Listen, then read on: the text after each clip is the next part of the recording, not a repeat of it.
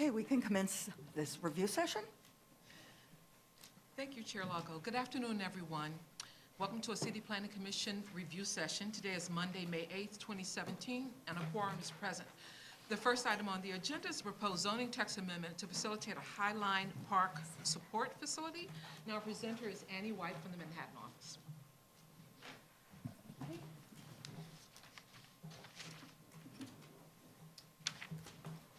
Good afternoon, Chair Lago, Commissioners. This is an application for a text amendment to modify sections relating to lots adjacent to the Highline in subdistricts D, E, and G of the Special West Chelsea District and Manhattan Community District 4. To give a project overview, the co-applicants for this are the Department of Parks and Recreation and Friends of the Highline. The application is in conjunction with the development at 515 West 18th Street, an approximately 500,000 square foot mixed-use building by the related companies. The proposed text amendment would modify sections 9825, 9853, and Appendix E of the Special West Chelsea District to allow an operations and support facility for Friends of the Highline to be provided in lieu of a public access elevator and stair. We will refer to the support facility as the alternate facility throughout the presentation. These are the three sections of the zoning resolution that would be modified. Currently, these provisions require that any development on the proposed site provide a public access, i.e. a stair and elevator, to the Highline. However, Friends of the Highline and Department of Parks have determined that the stair and elevator are redundant at this site and that the site may better serve the Highline through a support facility. And I will expand a bit on what that support facility includes later in the presentation. The development site, outlined here in red, is located between 18th and 19th Street on the west side of 10th Avenue and is bisected by the Highline. It's in subareas E and G of the Special West Chelsea District, which are zoned C6-2. However, the portion of the site that will hold this alternate facility is the most northwestern corner of the site on 19th Street and adjacent to the Highline with this shaded red rectangle here. Here are some photos of the current conditions of the site, both down at grade where the development will take place and also at the level of the Highline where this alternate facility would connect to the Highline. So for some background, the development at 515 West 18th Street has previously received a chair certification in December of last year pursuant to 9825A for a Highline improvement bonus. To receive this bonus in floor area, the applicant must provide a public stair and elevator and make a contribution to the Highline Improvement Fund. Friends of the Highline and Parks have concluded that the site could best serve the public through providing support and maintenance facility for the Highline in lieu of the public access. At the time of the chair certification, there was also an alternate facility agreement that was signed by the applicants, Parks, Related, and City Planning, which outlined that if this text amendment is enacted, Related will seek a new chair certification that will amend the current certification to require the alternate facility in lieu of the public access for the bonus certification. So why this alternate facility? Through the West Chelsea rezoning in 2005, multiple public access points were identified along the Highline, which were to be built out concurrently with development on each identified lot. Because of this, multiple points of public access will be provided in the immediate vicinity of the site.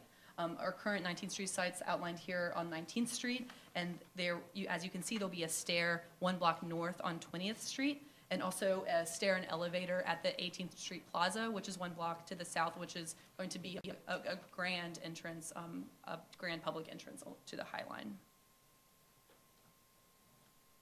However, there is no substantial maintenance and operations space for Friends of the Highline above the terminus at Gansevoort Street. The applicants believe this 19th Street site provides a unique opportunity to provide critical operation space for the Highline as the park continues to develop and expand to the north.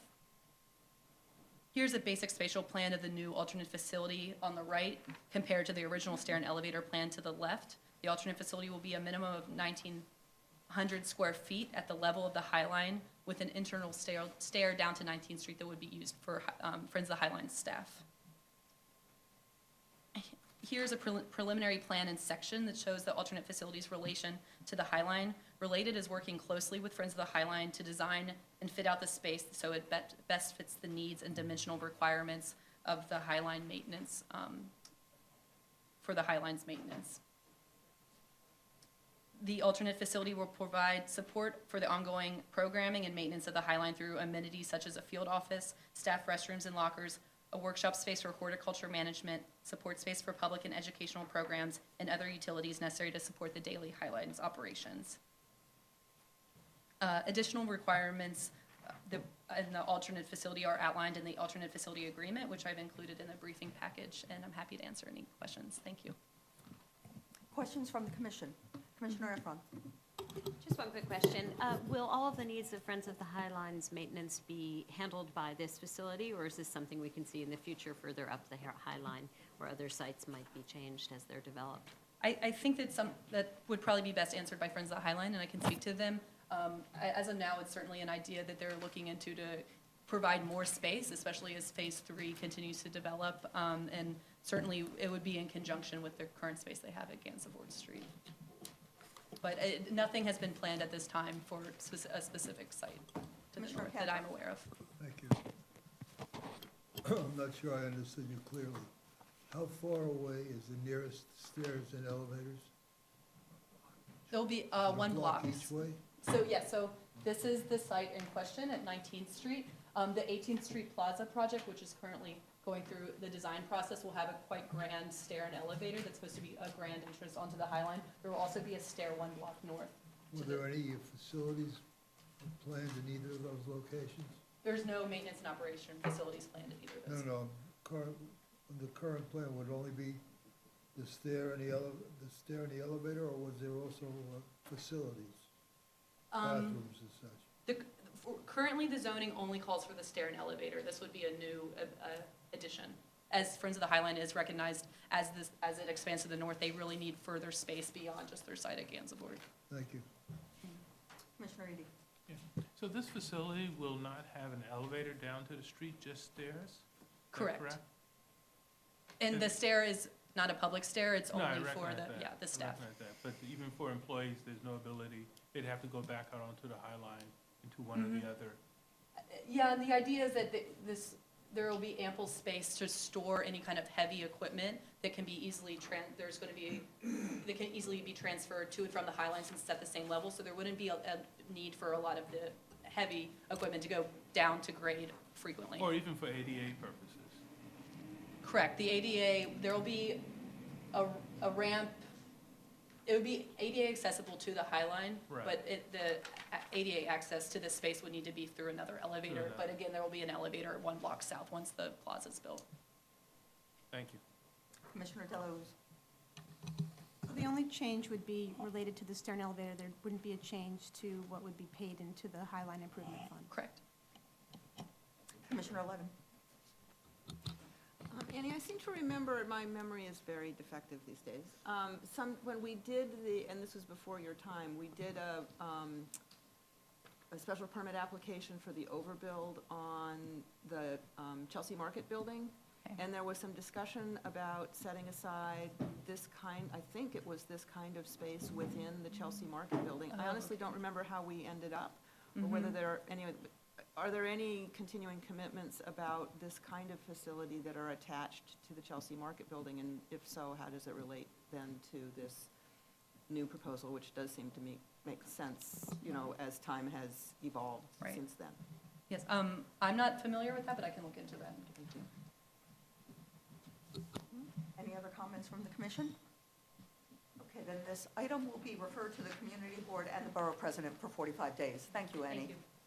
Let's And now, before the sorry. next item, I just want to apologize to those members of the public who are here and to the other commissioners. A number of us were on a site visit this morning to Far Rockaway, and on the return trip, experienced just how Far Rockaway is. So now we'll move to item number 2, which is on page 33, proposed authorization to facilitate one accessory parking space at 53 Downing Street in Manhattan. Our presenter is Stephen Johnson of the Manhattan office. Item number 2, 53 Downing Street. Good afternoon, Chair Lago and Commissioners. This is a private application by Downing Street LLC for the property located at 53 Downing Street for an authorization pursuant to ZR Section 13442, which allows an off-street parking facility in the Manhattan core, the maximum capacity of 15 spaces in an existing building that was developed without the provision of parking. The applicant is seeking a single parking space on the ground floor of the proposed single-family home. The building is located in Greenwich Village Historic District. in Community District 2 of Manhattan. As you can see from our area map here, the project site is outlined in red.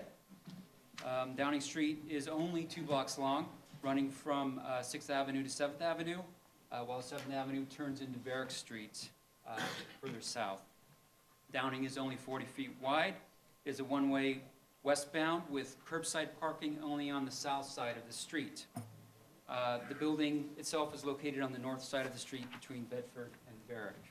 In the surrounding area here, we have Federal Building, down here, City of Arts High School, Walker Park, and we have right across the street, the Village Care Rehab and Nursing Home facility. There is a local 1 subway stop here on West Houston. That's the mass transit facility. The project site is in an R6 zoning district, and the area is primarily 3 to 5 story residential buildings. There's a C15 commercial overlay district along 6th Avenue and a C26 zoning district along 7th Avenue. We have our building photos of the project site. The building is the light gray in front on the ground floor.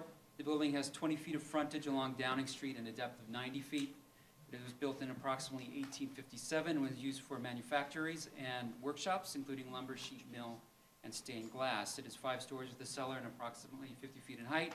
In the 1960s, it was an art gallery, and most recently, it was a 6-unit multifamily residence. The applicant is converting the existing building as of right to a 1-family residence.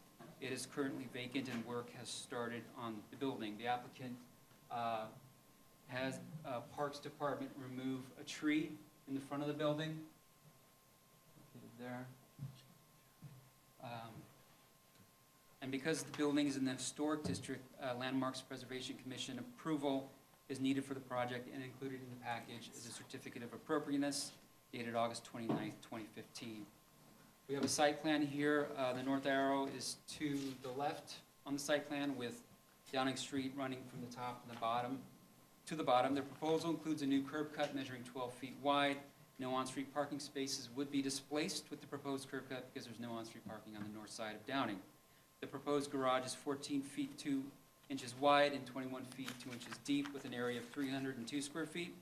The garage door is operated with a remote control device, and there will be visual and audible warning signals when the door opens to alert pedestrians.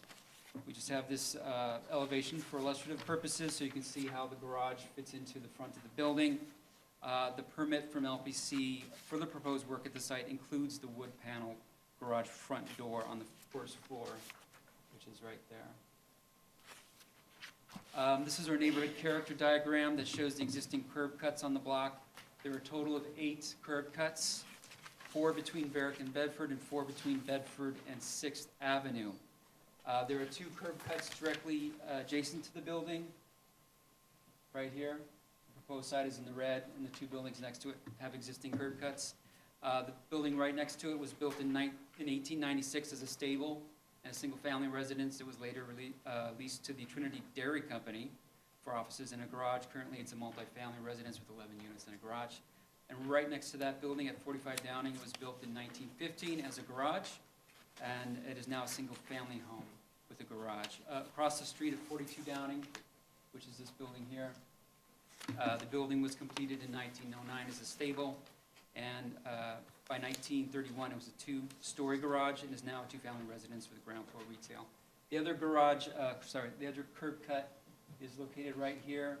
There's currently a restaurant there, and there's no, on the side road, there's no stated garage use in the facility. As part of the authorization pursuant to section 13442, the applicant must meet the conditions of section 1320, special rules for Manhattan Core parking facilities, and the findings of 13442, which includes that the location of vehicular entrances and exits will not unduly interrupt the flow of pedestrian traffic or interfere with the efficient functioning of streets, that the use will not create or contribute to serious traffic congestion, and that the parking facility will not be inconsistent with the character of the existing streetscape. Additionally, the commission may prescribe appropriate additional conditions and safeguards to minimize adverse effects on the character of the surrounding area. Questions from the commission?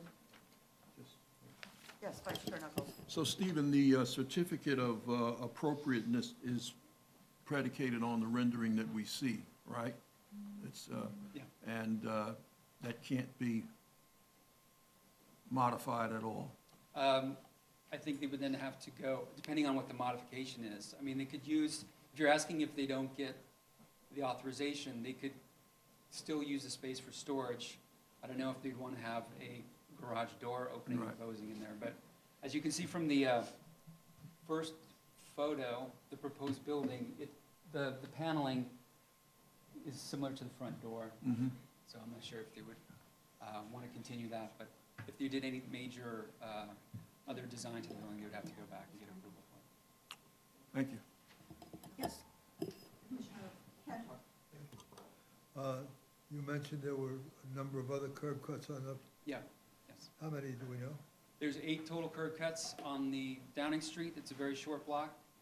So we have our diagram here. And they are in current use? I think most of them are. I think there might be 2 that are not in use. One is to a restaurant, and the other one I could not tell if it was Do still. we have any history of people parking a car perpendicular to the street?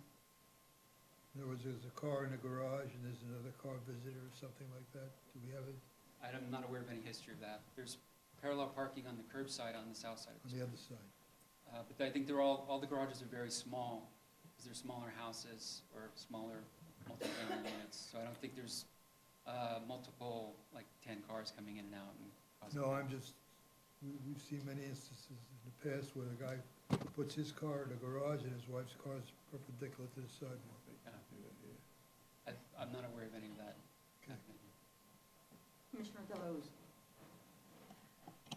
You said the recent history was as a 6-unit residential use. Those units subject to rent regulation? I don't know. I could look into that. Commissioner Hunt? Thank you. I'm sure we'll hear from the community, assuming this is certified, because those 2 blocks are really pretty special. And I'm just having trouble personally coming up with the character question, because if there were a curb cut in front of every single house along those 2 blocks, that certainly would change the character of this extremely residential historic street. So I don't know what point of view the department has on this. How many requests do we get a year for curb cuts on these historic village streets? Sure. We've had, the last one was St. Patrick's Cathedral. Oh, but That I'm was- in the village, was a sorry. landmark building that had the authorization. I don't know, particular to this historic district, we haven't had anything come through that I'm aware of in the last 3 or 4 years. So there's no flood coming down after? I don't think there's a flag coming. Commissioner Ortiz? Oh, I'm sorry. Any other? In response to Commissioner Efron's questions, the department shares some of the concerns that have been expressed about this. The requirements for the authorization are narrowly drawn, but I think all of us look at these special streets, and it does raise questions. If no other comments from the commission, then this one will be referred to the community board for 45 days. Thanks, Stephen. So let's now go to item number 3, page 67, proposed special permit to facilitate additional parking spaces in an accessory parking garage to be located at 100 Varick Street. Our presenter is Sylvia Lee. We're on item number 3, Soho Tower. Good afternoon, Chair Lago, Commissioners. The applicant, Broom Property Owner JV LLC, seeks the grant of a special permit pursuant to sections 1345 and 13451, additional parking spaces for residential growth to allow an additional 13 residential parking spaces for a total of 42 spaces in an accessory automated parking garage in a new mixed-use building located at 100 Varick Street within an M16 zoning district in the Special Hudson Square District in Manhattan Community District 2. The rendering on the slide shows view of the proposed building on Varick Street looking southeast at the corner of Varick and Broom Streets. The development site is located within the Hudson Square neighborhood, west of Soho and South Village, north of Tribeca. The zoning lot shown here in dotted black lines has frontage on Broom Street to the north, Varick Street to the west, Watt Street to the south, and 6th Avenue to the east. Broom and Varick Streets are westbound narrow streets. Varick Street is the southbound wide street. The development site is shown in white, a six-story commercial building is being retained on the same zoning lot, the eastern portion of the lot. The six-story commercial building is occupied by a nonprofit organization. The site is directly across the street from Freeman Plaza and the access ramps to the Holland Tunnel. The surrounding Hudson Square neighborhood was historically developed with large buildings for manufacturing uses, printing companies that have been largely converted to office use. Today, the density and build character of the surrounding area varies and includes commercial buildings with full lot coverage, high-rise and mid-rise hotel buildings, mid-rise commercial office lofts, and low-rise row houses on blocks north and east of the Holland Tunnel entry plaza. On nearby blocks, there is a public parking garage here at the intersection of Broome Street and Varick Street, and a parking lot here at Varick and Dominic Streets. Most of the surrounding area is located within M16 district in the Special Hudson Square district, which was mapped in 2013. The special district permits a wide range of residential, commercial, and light manufacturing uses. The maximum FAR permitted in Special District 10, which may be increased to a maximum of 12 through the voluntary inclusionary housing program. Residential use is permitted largely as of right. However, special floor area preservation provisions are in place to ensure the preservation of non-residential floor area on larger sites.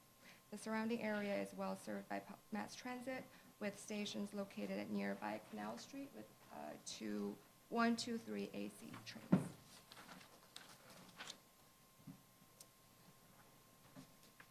The project being constructed on the development site is a 25-story building, which will contain approximately 260,000 square feet of floor area with 115 dwelling units, approximately 17,000 square feet of retail area, generally located on the ground and second floors, and approximately 756 square feet of community facility floor area on the ground floor, as well as the accessory automated parking facility. Absent the requested special permit, the proposed parking garage would house 29 as of right spaces and occupy portions of the ground, second, third, and fourth floors. The applicant now proposes to increase this capacity to 42 accessory off-street parking spaces through the special permit. The proposed site plan shows the development site in yellow and the existing commercial building to remain a joint site to the east. As I mentioned earlier, pursuant to the special district regulations, the proposed development is facilitated by a prior chairperson certification to permit residential use on the zoning lot, on the condition that the non-residential building located on the zoning lot is being preserved. Residential lobby entrance, as well as the parking entrance, will be located at ground level on Broome Street. Loading entrance will be located on Watt Street here.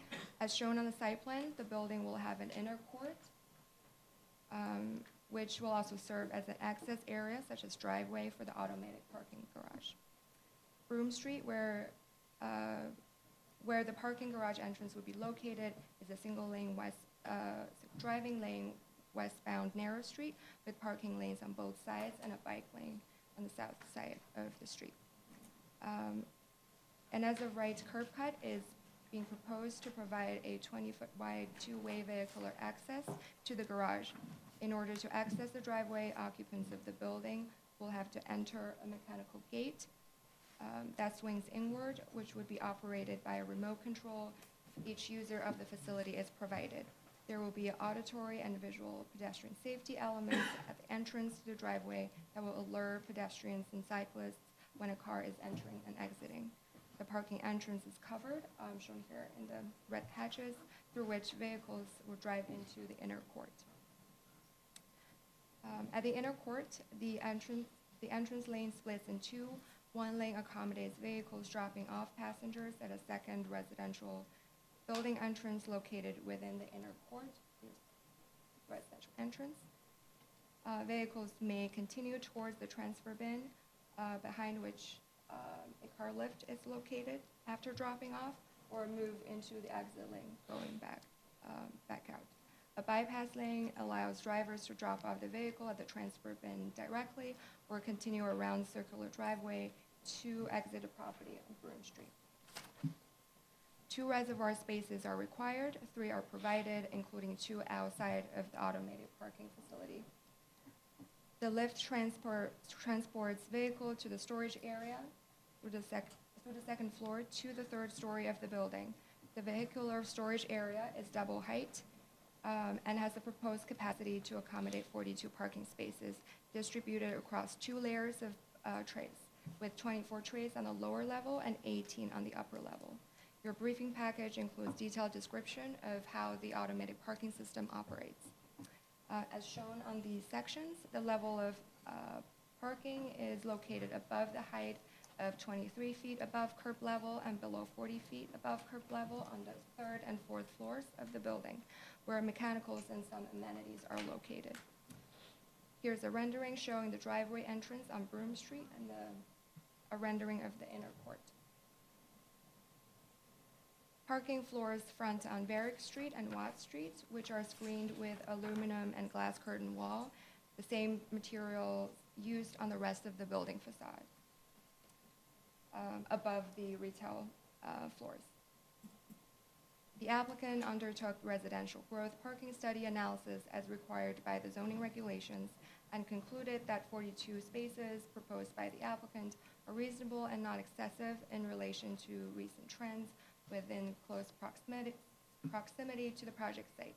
The study found that in the 10-year look-back period extending to the project built year 2018, there would have been a net increase of 3,654 housing units in new construction, conversions, and expansions, and a net decrease of 167 off-street residential parking spaces within the prescribed 1/3 mile study area. The study found that the ratio of change in residential parking spaces to change in residential units with the proposed action in the project in the study area will be below the residential growth parking maximal ratio, which is 20% for this portion of the Manhattan core. The applicant's residential growth analysis and condition statement findings are attached in your briefing package. In sum, to facilitate the proposed project, the applicant seeks a special permit pursuant to the Manhattan core parking regulations to allow an additional 13 spaces beyond the 29 as of right spaces in an automated accessory parking garage at 100 Varick Street. The applicant is concurrently seeking a chairperson certification pursuant to section 13-432 to exempt parking floor area below a height of 40 feet above curb level in an automated parking facility. That concludes my presentation. Happy to answer any questions. Questions from the commission?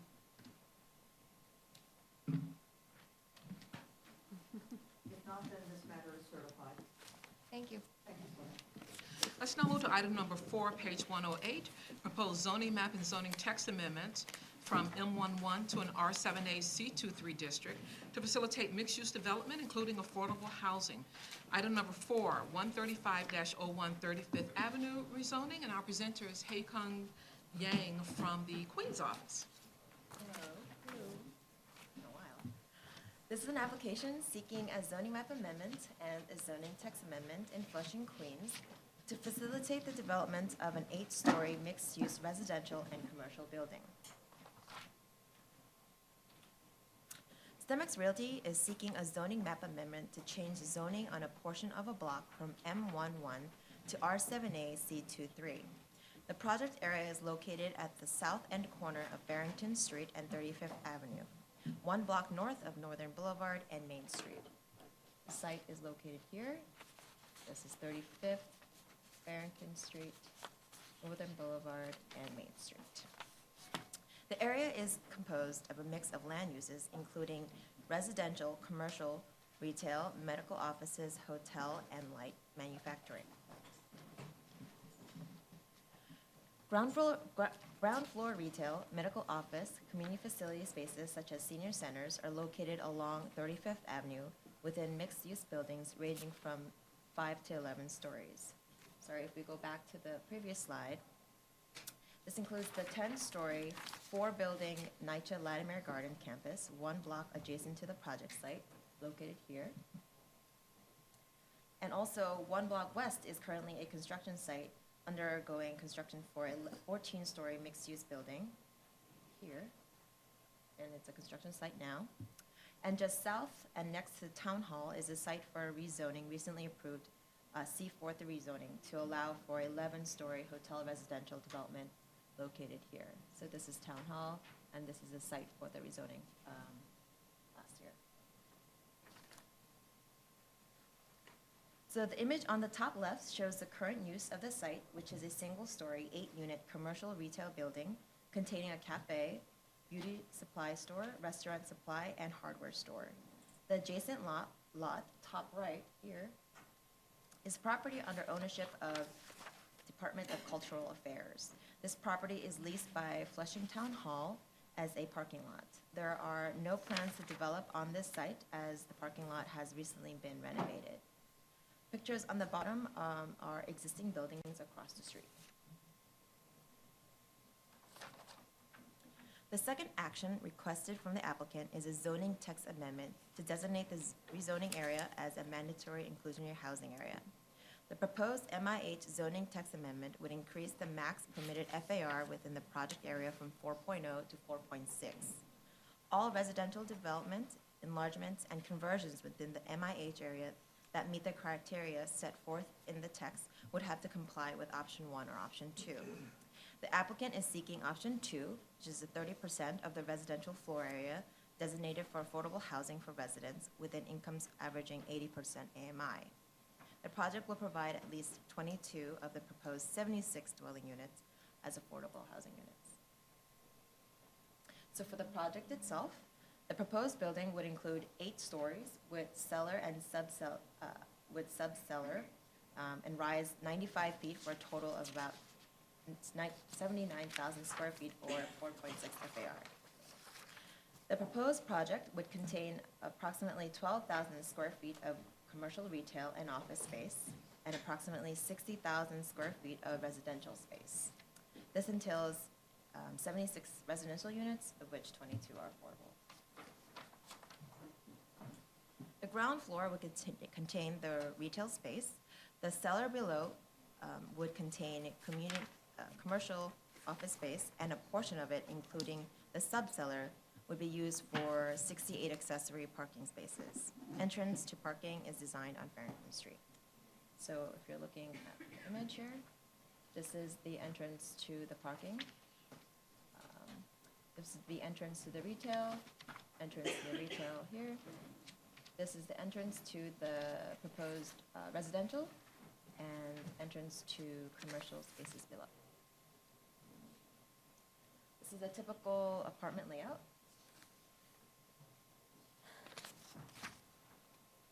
This is showing the schematic building section.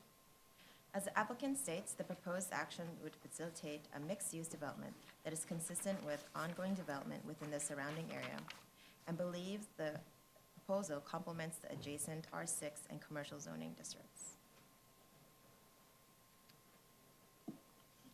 Questions from the commission? Commissioner Deleuze. Hi. Two questions. One is, was there any consultation with the community already in trying to inform which of the MIH options the developer is seeking? Yes, there was conversation, I believe, with Councilmember Koo, and I believe he was fine with option 2. Okay. And are there any 3-bedrooms in this? The typical floor plan doesn't seem to have any. I don't know if that means there are none. No, from what they had shown us, there is a plan. The plan shows 1 3-bedroom apartment, I believe, in the composition of things. Okay, thanks.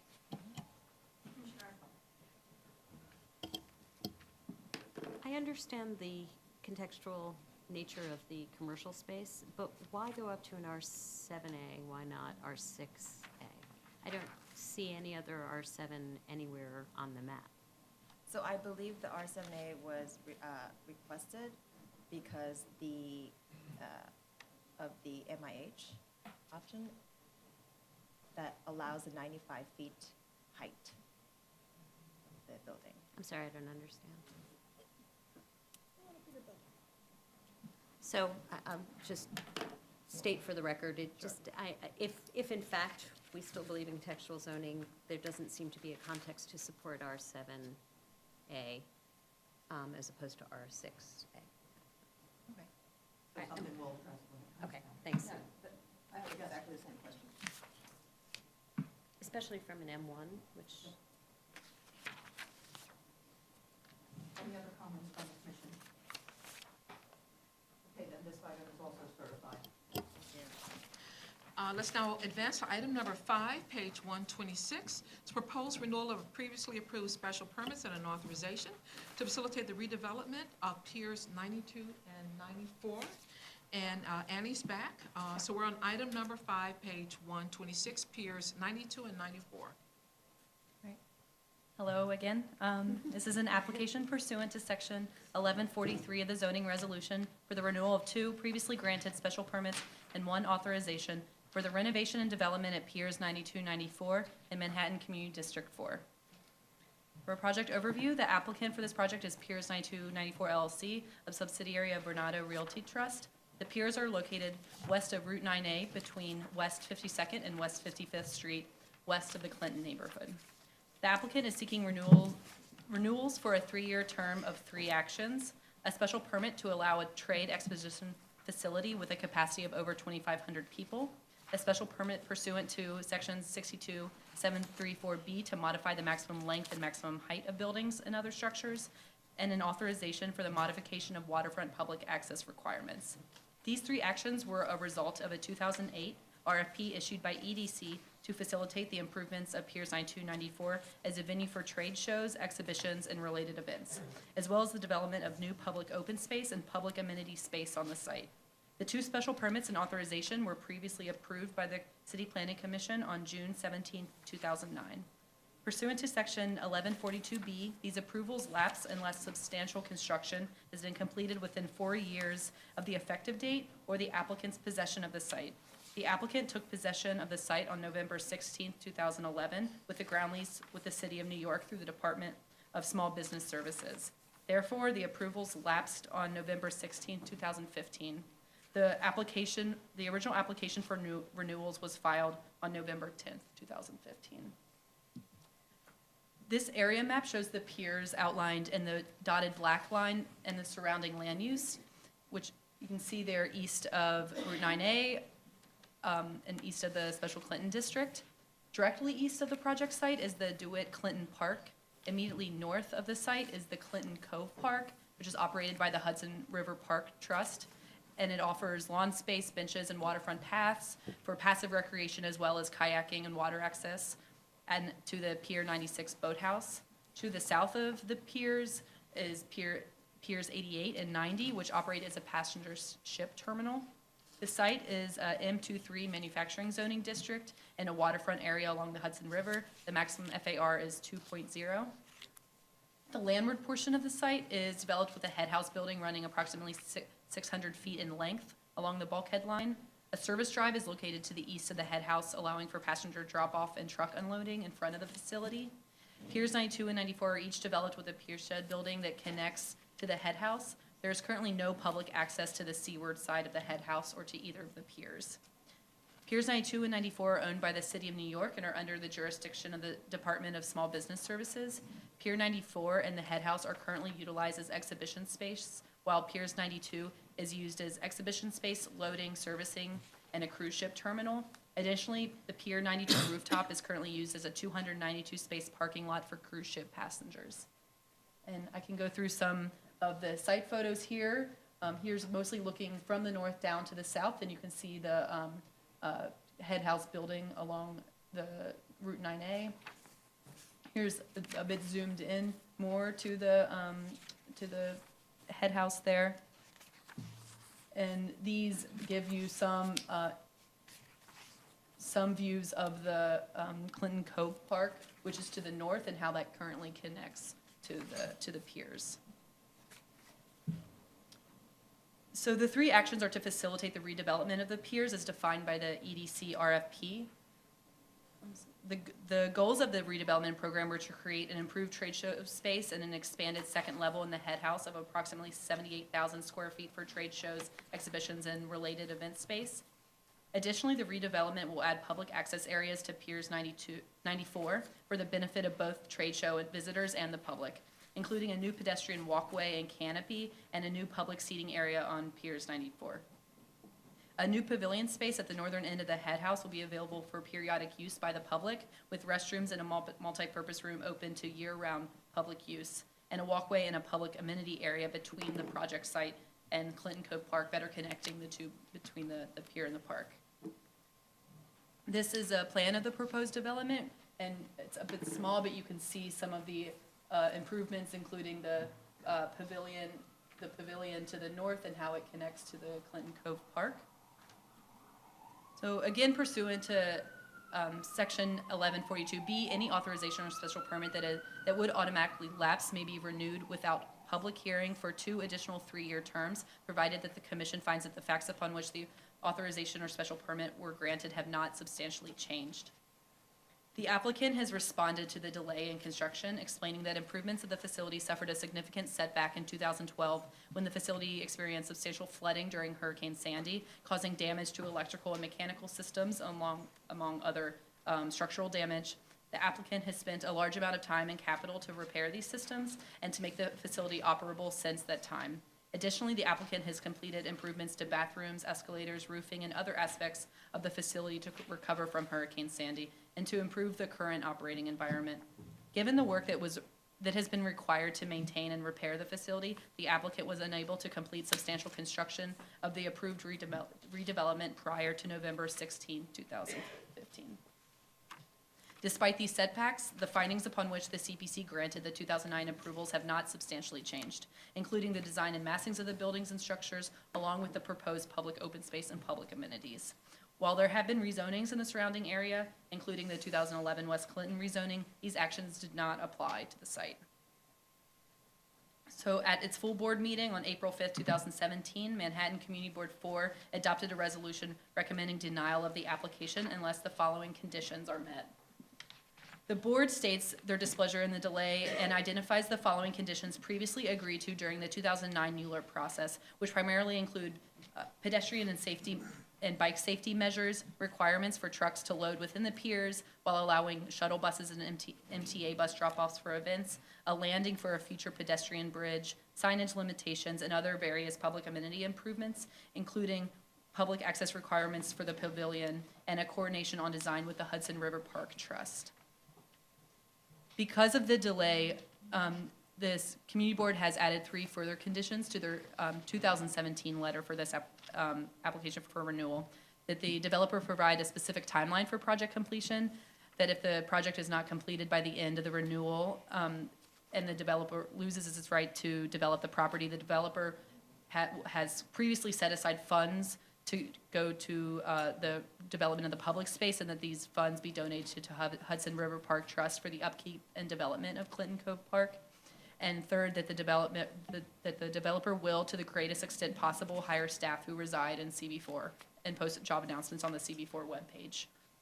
The applicant has responded to these requests by the community board, and in addition to fulfilling the obligations contained in the 2009 exchange, they will work with EDC on a schedule that will allow them to begin construction by the end of the calendar year 2018. They will additionally post job announcements on the CB4 webpage. A copy of both the CB4 letter and Vornado's response has been included in the briefing packages, and thank you. I'm happy to answer any additional questions. Questions from the commission? Commissioner Pentra. Is the population count, which was approved 3 years ago, 4 years ago, is that going to be increased potentially? The occupancy count or? Yeah, there was concerns, as I recall back then, with regard to traffic, with U-turns and a whole bunch of other things. And my question is, with the renewal and the stipulations within the renewal, will it get any worse than what was agreed to in the past? The occupancy count remains the same.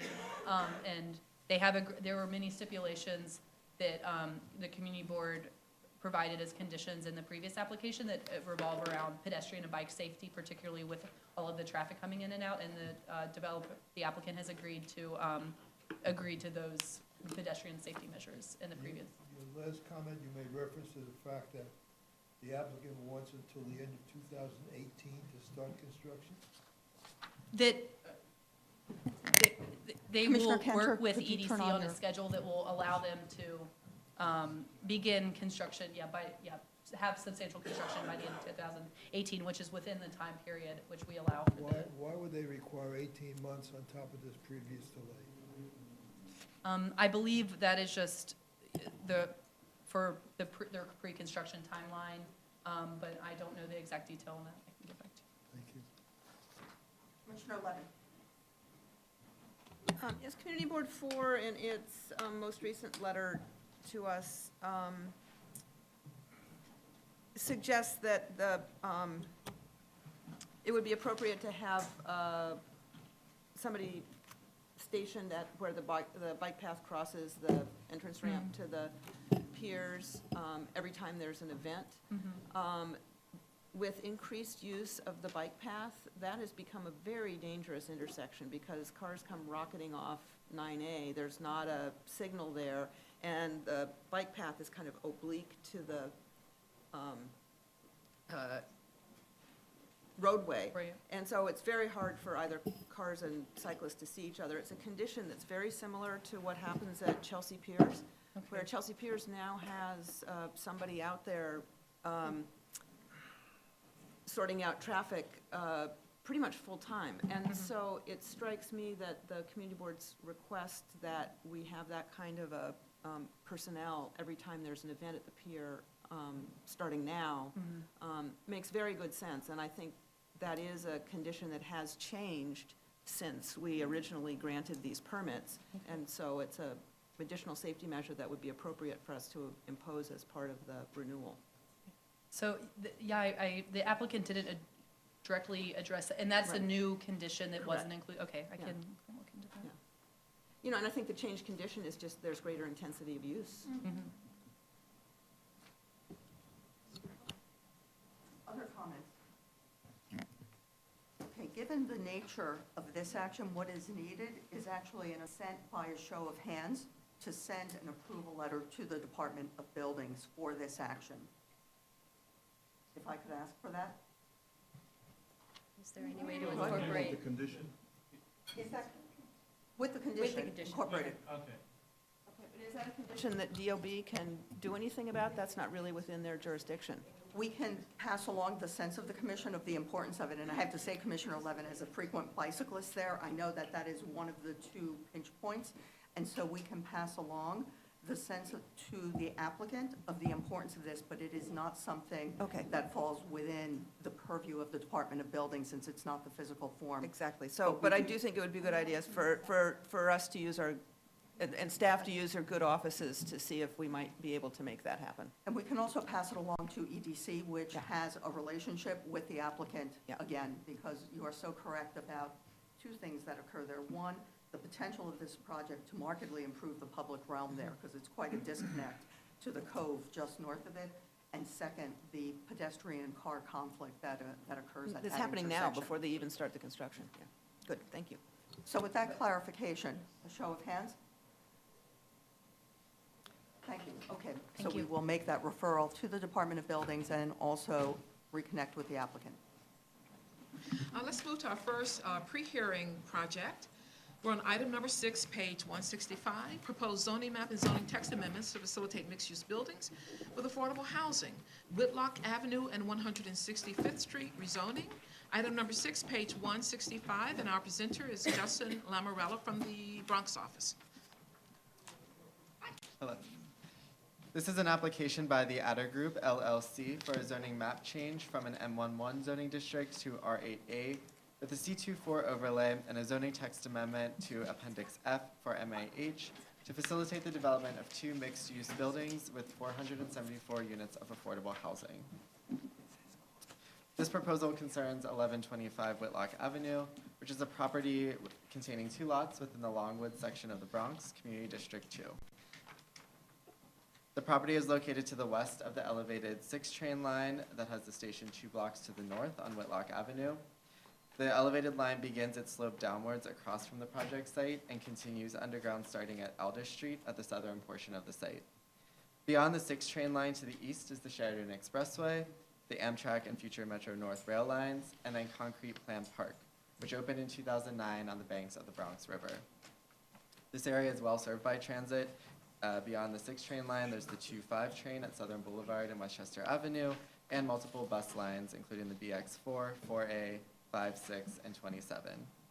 To give some context, this project is located about a half-mile south of the Crotona Park East-West Farms rezoning from 2011, which rezoned a portion of an M zoning district to a mid-density residential district with commercial overlays in order to facilitate over 1,300 units of affordable housing that are under construction today.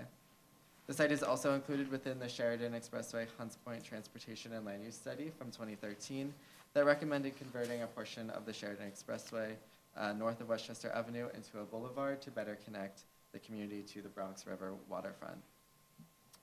The study also made recommendations about the neighborhoods surrounding the Sheridan Expressway, including implementing land use changes along transit corridors in order to facilitate mixed-use, affordable housing development. The property is bound on the east by Whitlock Avenue, to the south by Reade Street, to the west by residential housing along Longfellow Avenue, and to the north by East 165th Street. The subject property is located within an M11 zoning district that has been in place since 1961 and does not allow for residential uses today. M11 is characterized as light industrial with a max FAR of 1.0. The site today is under contract by the applicant and contains 5 one-story light industrial buildings, including auto repair and storage facilities. There's also a light industrial plastics facility at the intersection of 165th and Whitlock Avenue.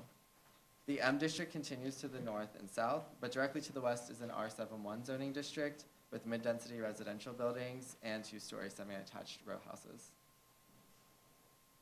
These photos show the site as it is today. Photo 1 is at the intersection of Whitlock and East 165th Street and shows the plastics facility that I previously mentioned. Photo 2 shows Whitlock Avenue looking north with the elevated 6 train line beginning its descent underground on the right side of the photo. Photo 3 shows the auto and storage facilities on the site today. And photo 4 is a view from the Whitlock 6 train station looking south towards the subject property on the right-hand side of the photo. So the proposed action today would rezone the property from M11 to R8A zoning district with a C24 overlay. This action would also facilitate the development of 474 units of 100% affordable housing. And so as a related action, the applicant is also seeking a text amendment to Appendix F to designate the project site as a mandatory inclusionary housing area with option 1. This would guarantee that 25% of the units be designated at 60% of AMI. For this project, that means that 118 of the units would be permanently affordable. The applicant is seeking HPD and HDC financing through the ELA and Mix and Match programs, and has proposed AMI levels from 27% AMI to 80% AMI. There would also be about 48 units set aside for formerly homeless families as part of HPD's Our Space program. So the proposed project is to build 2 14-story buildings along Whitlock Avenue and 165th Street with a total square footage of 426,107 square feet and an FAR of 6.9. The buildings would have a mix of studio, 1-bedroom, 2-bedroom, and 3-bedroom units. The first of the 2 buildings would be the south building to be constructed first, followed by the north building. And a parking facility with 69 spaces would be located at the cellar level of the 2 buildings. The entrance to that parking garage would be on the southern end of the south building, so in this photo on the left-hand side of the photo. And landscaping and recreational space is located on the southern and western portions of the site. The 2 buildings are more easily seen here in this elevation drawing. Building 1 would contain 9,520 square feet of community facility space on the first floor with 242 units of affordable housing above. And at 14 stories, it would reach a total height of 139 feet with a 10-foot setback at 99 feet. Its build year is 2019. Building 2 would be constructed in phase 2, starting in 2019 and ending in 2021, and contain 14,937 square feet of commercial space on the first floor with 230 units of affordable housing above. It would rise 14 stories as well to a height of 138 feet with a 10-foot setback at 105 feet. Each building's ground floor would range in height from 14.5 to 15.5 feet, and the residential floors would average a floor-to-floor height of 9.5 feet and a floor-to-ceiling height of 8 feet 7 inches. There are also additional setbacks along 165th Street as well. Section B, the bottom image, shows these setbacks along the street. We coordinated with the applicant team in order to step down the building along 165th Street, which resulted in setbacks at the 6th, 8th, and 11th floors of the proposed building. Section A shows a 20-foot distance between the proposed building and the rear lot line of the neighboring properties on Longfellow Avenue. And this distance varies between 20 and 30 feet and serves as playground and recreational space for users of the future building. This project was certified on January 30th, 2017. Community Board 2 held a public hearing on this item on March 9th, and they voted on March 29th to approve with conditions with 24 votes in favor, 4 opposed, and 0 abstentions. The Community Board provided a detailed letter with their concerns and conditions. Those included reducing the number of R-Space units from 48 to 24 units, conducting a transparent housing lottery process with HPD for the 50% community preference, minimizing traffic impacts during construction of the project, complying with MTA approvals, keeping a 30-day recording of surveillance videos that are accessible by the 41st Precinct of the NYPD, creating space for new murals by local artists, exploring hiring unionized workers, paying fair wages, and hiring locally, giving a 90-day notice to the current tenants of the property and exploring assistance and relocation within the community, providing quality on-site property management, and engaging in a community benefit agreement to the benefit of local schools. The applicant is willing to address most of these concerns and conditions and can elaborate more at the public hearing. Also at this time, we have not yet received the recommendation from the Bronx Borough President.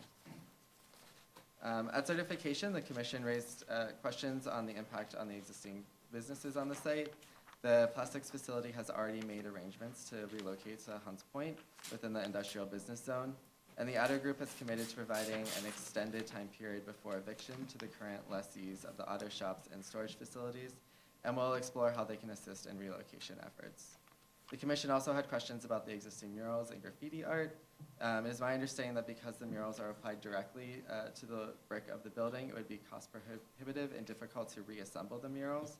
However, the applicant has committed to working with the same local artists to create art on the inside and outside of the new buildings and can explain further at the public hearing. So in conclusion, the actions to rezone the property and apply MIH will permit the development of 2 mixed-use buildings with 474 units of affordable housing, 25% of which would be permanently affordable. Questions from the commission? Vice Chair Knuckles.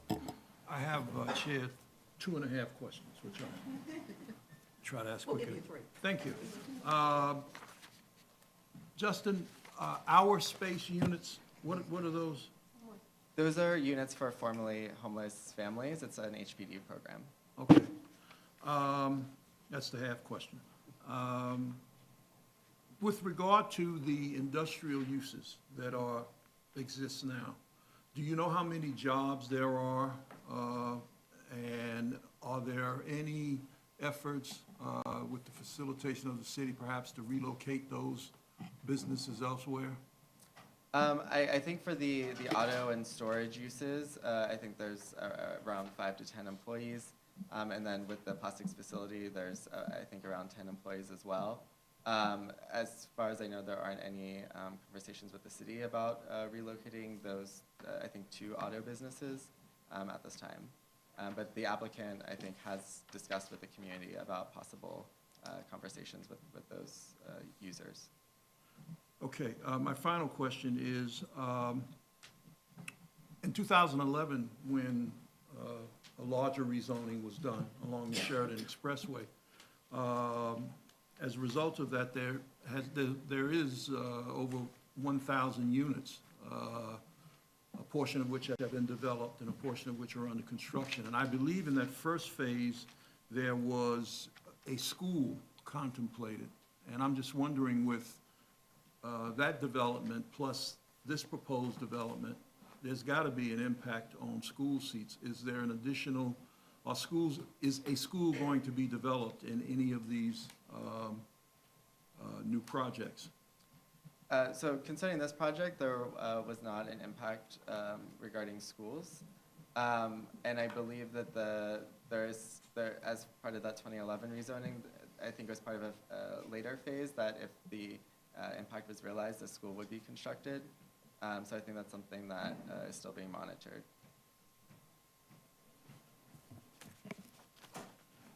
We'll be able to follow up with you. We'll get you some more definitive information following this meeting. Thank you.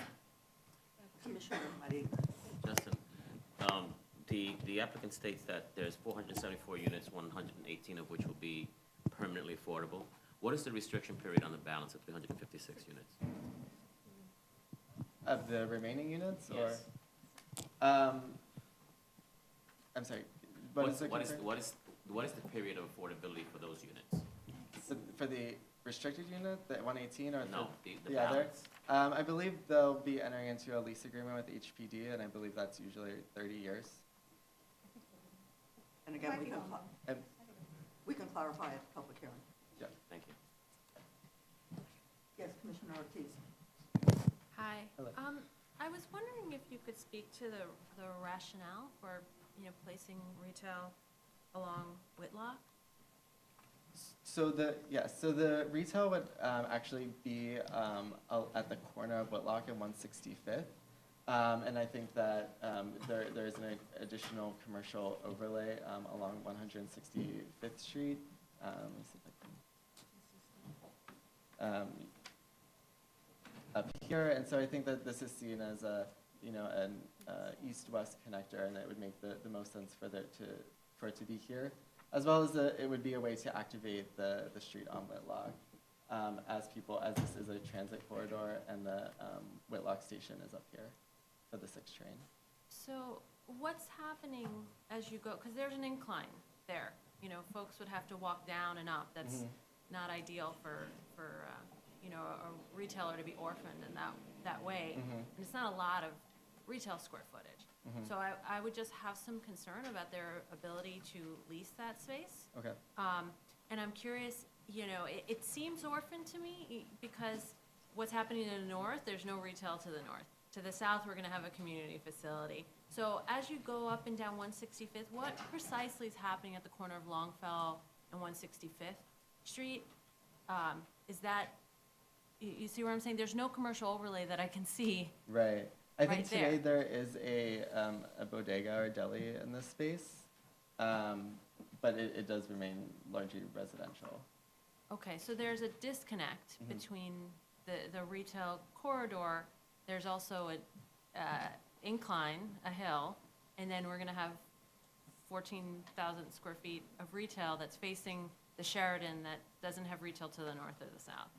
That's a concern for me, and I'm just curious, if that makes sense, or if there are, perhaps we can get more units out of this. Is there a reason why the retail makes sense at this location versus having more housing units?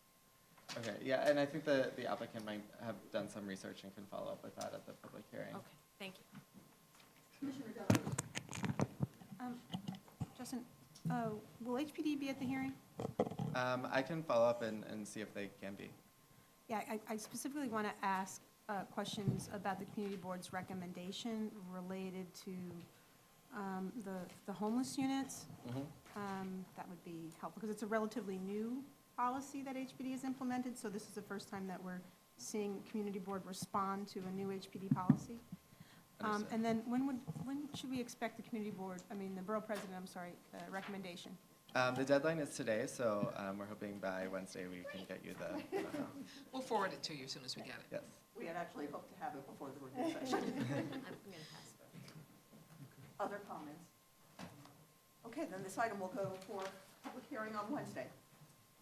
Let's now advance to item number 7, page 183, Baychester Square, proposed disposition of city-owned property, zoning map and zoning text amendments, and special permits to facilitate a shopping complex and affordable housing.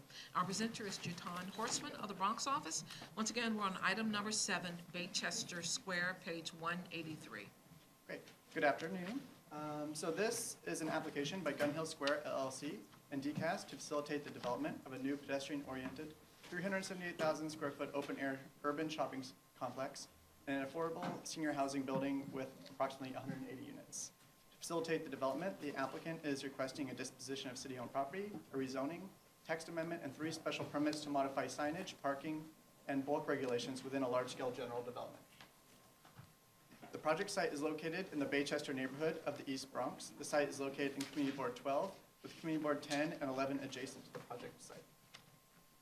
The area is a mix of commercial, retail, and transportation-related uses. The site is well connected to regional transit with I-95 immediately east, Hudson River Parkway southeast, Gun Hill Road running along the southwest of the site, Bay Plaza, which lies just to the east of I-95, and is just south of Co-op City, which is the largest co-op development in the country with over 15,000 residents. To the south and west of the site lies a grocery store, some restaurants, and other retail uses. Further west and northwest are the Baychester and Pelham Garden residential neighborhoods. The 5 train line is a little more than a half mile from the site. The project site is approximately 12.6 acres, which is the southern portion of the larger 32-acre site, which is the area in pink.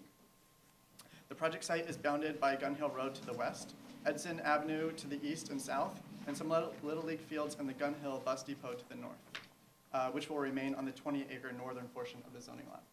The site is currently zoned M11, which allows light industrial uses up to a 1.0 FAR for manufacturing, or 2.4 for community facility use. Residential is not permitted. The surrounding area includes R32, R41, R3A, R4 districts, which permit lower density residential uses, and C41 and C43, which permit mid-density commercial and are located south and east of the site. There's a C21 commercial overlay along the R32 area here across the street of Gun Hill Road. The site was originally acquired by the city in 1980s to allow for MTA expansion of the Gun Hill Road bus depot. The expansion plan has been withdrawn though the MTA still holds a long-term lease on the site. In March 2012, an RFP was led by EDC to reactivate the site. In March 2013, Gun Hill Square LLC was selected. So here are a few photos of the existing site. Photos 1 and 2 show the fenced-in property looking north. The project site is primarily vacant, though there are 3 small buildings totaling 12,740 square feet, which still remain from when it was a golf driving range. The currently built FAR is 0.02. Photo 3 shows the adjacent Gun Hill bus depot, and then photo 4 shows across the street for the retail and adjacent surface parking. In order to facilitate the retail and residential development, the applicant is seeking the following actions, which I'll describe in more detail through the presentation. A site disposition from DCAS to EDC. EDC will then complete the sale to Gun Hill Square LLC. The disposition of the site is part of a larger effort by the MTA to vacate sites they no longer need. The sale of the site will go to the MTA as part of the city's contribution to fund capital MTA operations. A proposed rezoning from M11 to C43. A zoning text amendment to allow a physical, cultural, and health establishment or a fitness center within a large-scale general development in Bronx Community District 12, and to permit mandatory inclusionary housing. And then 3 special permits. The first to modify bulk and rear, for bulk to modify rear yard and height and setback regulations. Second one to modify signage to allow greater height, surface area, location, and illumination for signage within the development. And the third to allow an accessory group parking facility in excess of 150 spaces and to permit roof parking in the parking garage. So the requested actions will facilitate the development of a new open-air urban shopping complex with 7 buildings with over 376,000 square feet of commercial, retail, and restaurant usage. The 5 largest buildings are clustered with open space, benches, and other features located within. These 5 buildings range in height from 2 to 3 stories. A 40,000 square foot fitness center is proposed to be on the 3rd floor of Building D. There are 2 one-story, 4,000 square foot commercial buildings fronting Gun Hill Road located here. 180 units of affordable senior housing, 180 unit affordable senior housing building, and then 1,169 accessory parking spaces. 454 would be surface, and 715 would be located within the 5-story parking garage with roof parking. There would also be on the ground floor of the parking garage would be a 4,000 square foot business resource center that would act as a community space and business incubator. To access the site, there are 2 primary curb cuts on Gun Hill Road, here and here, and one on Edson Avenue located here. There's an additional curb cut adjacent to the affordable housing for overflow. There are a number of public spaces. 32,291 square feet of open space, which will provide decorative paving, tables, chairs, bench seating, and mixed with planted areas. 2 open spaces for seniors on both sides of the residential building, as well as along both main vehicle entrances along Gun Hill Road. The open space will act to serve both residents and visitors. There was a question by the commission about how the seniors would access the retail. There would be 2 options.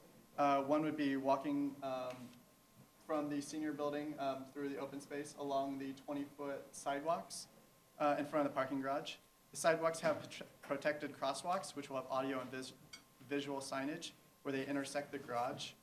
Or 2, they can access directly from the building into the garage, and then from the garage into the retail. The distance from the senior housing building to the retail is about 300 feet. To answer questions about traffic along Gun Hill Road and the pedestrian experience, East Gun Hill Road serves as a major 2-way east-west arterial in the Bronx and is characterized by heavy traffic volumes. In the future, there will be approximately a 10% increase of traffic near the site, peaking at 23% in evenings and 26% on Saturdays. Mitigation includes a number of improvements to the corridor, including signal timing changes, lane reconfiguration, and parking reduction modifications. There are signalized intersections with dedicated left turn lanes into the site. The sidewalks along Gun Hill Road will be between 18 and 20 feet in width, which includes approximately 6-foot wide planted zone. Comparatively, Madison Avenue has a 12-foot wide planted, 12-foot wide sidewalk, including the planted zone. So regarding the proposed 180-unit affordable senior housing building will vary in height along Gun Hill Road, stepping up on this portion here at 108 feet, and then it steps up to 135 feet here before it bends into the site and goes up to a height of 151 feet, or 14 stories.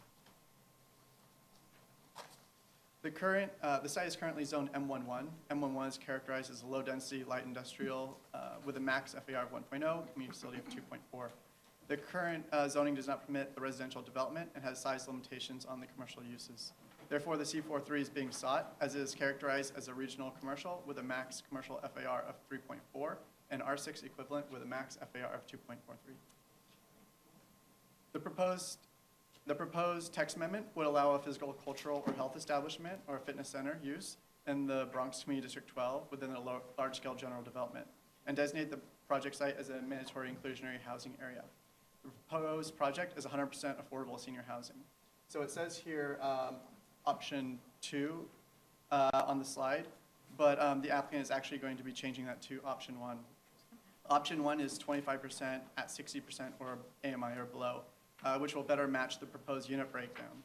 The breakdown being 25% at 60% of AMI, 25% of 50% AMI, and 50% at 40% of the AMI. To partially answer the Commission's questions on financing for the project, financing has not yet been secured, but is anticipated to be a mix of state and federal financing. It would not require any city funding. As a condition to close with EDC, the developer is required to deliver financing commitments to sufficiently finance the purchase of the property and any construction required. There's not been any discussion on lottery preferences yet, but it is customary that a 50% preference be given to the local community board. So there are 3 special permits being sought through the large-scale general development to facilitate the modification of bulk, signage, and parking waivers. They include a rear yard waiver for the parking garage, a height and setback waiver for the residential building, and signage waivers to allow greater height, service area, location, and illumination in the retail buildings. The following bulk modifications are being sought, which includes the elimination of the required 30-foot rear yard, allowing the parking garage to be placed along the edge of the project site. Modifications to the sky exposure plane provisions. Normally, the regulations require an initial setback of no less than 15 feet and a sky exposure plane beginning at the height of 60 feet. The residential building would provide no initial setback and would rise without setback at the street to an elevation of either 108 feet or 132 feet, depending on the step up. The next three slides show the sign modifications being sought, and I'll try to answer the Commission's questions about the impact of the illuminated signs on the surrounding community and impact on I-95. The following locations are the signs that are greater than the permitted signage surface area. These signs vary in size, with the largest being 800 square feet. There are 17 signs seeking this waiver. The following signs are also seeking a special permit as they are illuminated in some way. There are three types of illumination being sought. Backlit illumination, where light shines through a static image. These are the ones in orange located here. There are 8 signs, and they are 128 square feet each. LED illuminated signs. These signs project light through an LED screen, but the projection does not change regularly. The interval of the signs changing is measured in minutes rather than frames per second, which will avoid conflict with drivers. There are 4 of these, which are the larger blue ones here. 5 of them. And they are 800 square feet each. There are 4 flashing signs, which will be located below the larger LED signs. These are, they will be 3 feet by 60 feet, and they will be digital reader boards. They are the little yellow ones located here. All sign modifications will face the surrounding commercial and will not face the nearby residential neighborhoods or the proposed senior housing building. The majority of signage is running parallel to the streets rather than perpendicular, so it will not be a distraction to drivers looking directly at it. To compare these signs with City Field, which was the example discussed at certification, City Field has a 2,160 square foot sign and runs perpendicular to the highway. The applicant's largest sign will be 800 square feet and will run parallel to the highway. The same 17 signs seeking the size and illumination waivers are also seeking the height waiver. These signs exceed the 40-foot maximum height limit above the curb level for a sign. And then additionally, the following signs are seeking a special permit as they are considered roof signs or exceed the maximum height of a wall sign above roof level, which is basically an extension of the parapet. 16 signs are seeking this waiver. This excludes the sign which was located on building D in the front, as it was on the face of the building rather than on the roof or an extension of parapet. The final special permit is parking special permit. There are 990 required parking spaces. There are 1,169 total spaces being proposed, 454 surface and 715 parking garage spaces. The applicant is permitted 1,140 parking spaces and is seeking approval to exceed the 150 parking space threshold by 29 spaces. The applicant is also requesting rooftop parking for the parking garage, which would permit 123 rooftop parking spaces. During certification, it was asked why the certification was needed for an increase of only 29 parking spaces and how the parking ratio compares to other shopping centers. The applicant responded that because there is little on-street parking and no off-street public parking in the area, and that the site is not easily accessible from public transit, the majority of patrons would drive. Based on parking utilization rates, the development is providing approximately 3.3 parking spaces per 1,000 square feet of retail, which is below the city average of between 3.5 and 4 spaces per 1,000 square feet for similarly sized retail developments that are not easily accessed by transit. With parking utilization rates projected to be near 99% at peak times around the holidays, the 29 parking space increment is needed. The applicant, additionally, the special permit is needed to provide the 123 rooftop parking spaces. To reiterate the project and actions, 378,000 square foot retail in 5 buildings, with building D including the physical, cultural, and health establishment, and sign waivers for 4 of the buildings. 2 retail buildings along Gun Hill Road, a 180-unit senior affordable housing building that includes the height setback special permits, parking garage that includes 715 spaces on 5 levels and rooftop parking. That includes the rear yard and rooftop special permit. This includes, and also includes the 4,000 square foot business resource center on the ground floor of the parking facility. The development would also include passive open space for residents and visitors within the development. So here's a rendering showing, looking along Gun Hill Road, which shows the residential building. You can see how it is 151 feet and then steps down along Gun Hill Road to 132 feet and then 108 feet 8 inches. The parking garage, the 5-story parking garage, and then where it connects to the retail. And then here is the 1-story, 4,000 square foot retail building along Gun Hill Road.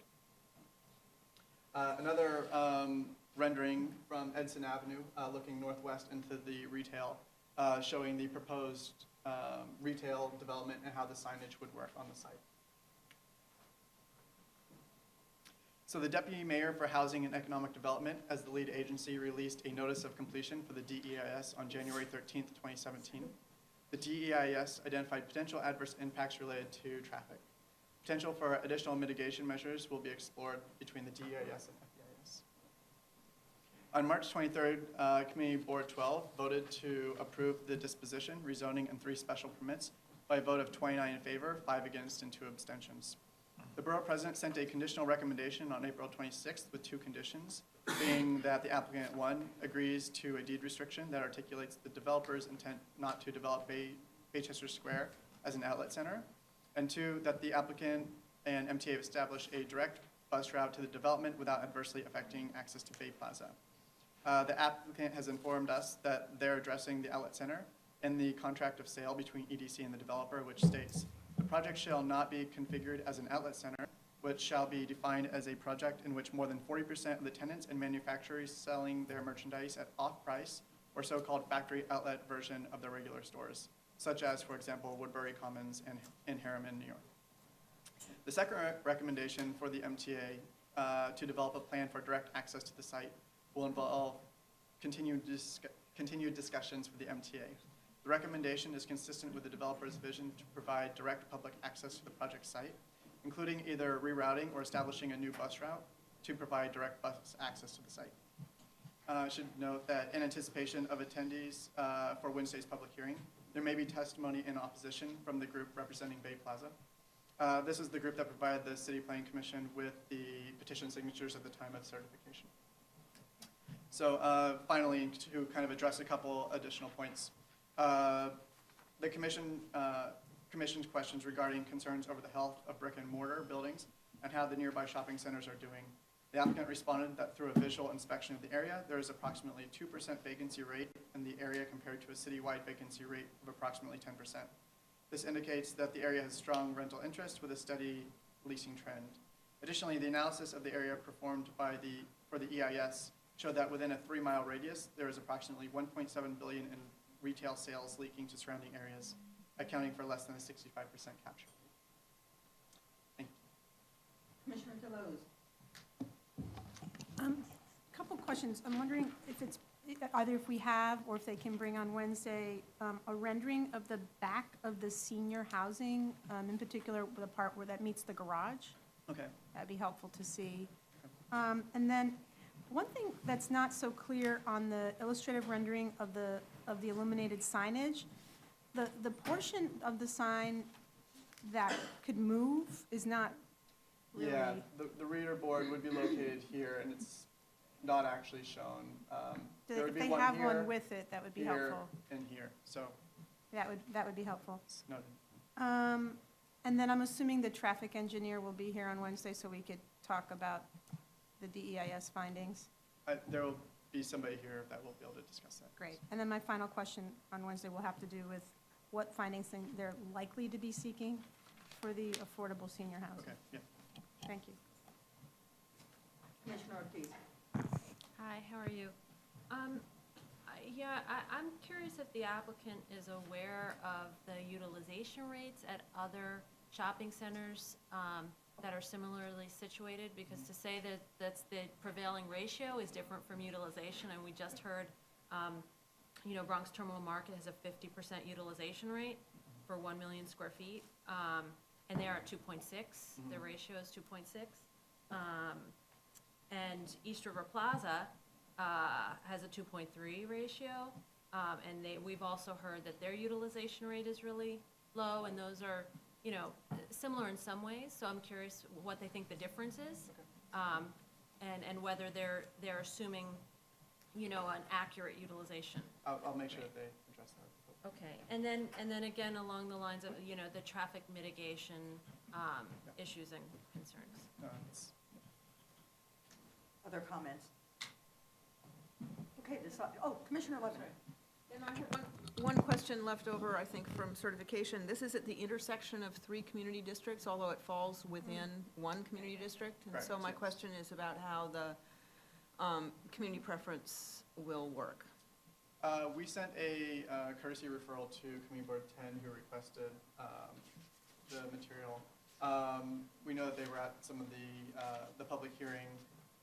They may come on Wednesday as well, but we haven't had any direct. But your question is From really the about the lottery. community purpose associated with the The senior lottery. housing. Oh, for the, oh, okay. Correct, yeah. Sorry. Yes. Yeah, We'll find we'll have to get back.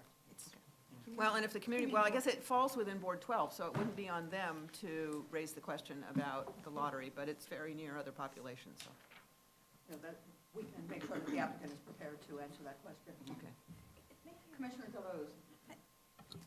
It would be helpful to kind of understand the borough president's condition related to the outlet. I'm just trying to understand what he's seeking.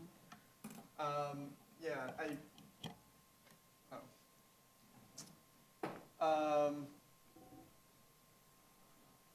I think that, yeah, I can't tell you exactly what the, if you want to jump in. Good afternoon, Commissioners, Chair.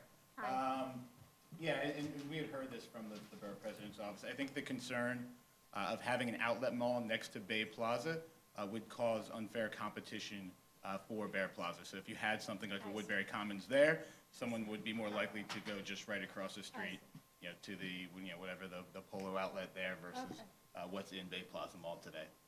Okay. Yes, Commissioner Pease. Just then to follow on, so what kinds of retailers are they envisioning here? I mean, given the market and what we know about, you know, what is generally desired by, you know, the local demographic, local population. They've told us a range of different retail, but I think that Well, if they could speak to yeah, that. they could speak to it better. So lots of questions for the public hearing on Wednesday. Thank you. So let's now move to item number 8, page 244, the LM Plaza text amendment, which is a proposed zoning text amendment concerning public plaza bonuses within C64 districts of the special Lower Manhattan District. Commissioners, I want to introduce Stella Kim, who's making her very first presentation this afternoon before you. She is stellar. And she is actually, Richard Suarez is in Japan. So he'll be coming back in a couple of weeks, but Stella's making her very first presentation. This is a pre-hearing application. Good afternoon, Commissioners. This is a private application for a zoning text amendment to Section 9124 of the zoning resolution relating to the locations within the special Lower Manhattan District where the public plaza bonus is permitted. Currently, a development or enlargement that is on or near certain designated streets is not permitted a floor area bonus, no matter how far the plaza is from that street. The proposed text amendment would instead allow the location of the plaza in relation to the designated street dictate a site's eligibility for the public plaza bonus. This application is returning for a public hearing following review by Manhattan Community Board 1 and the Borough President.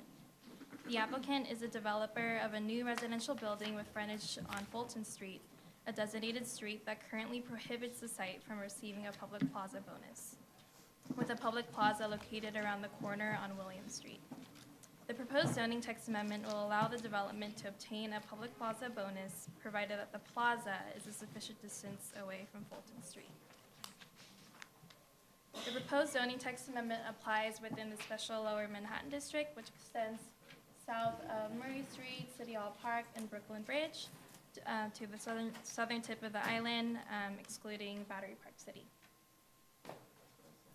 More specifically, this text amendment focuses on the C64 districts, which are bolded on the map,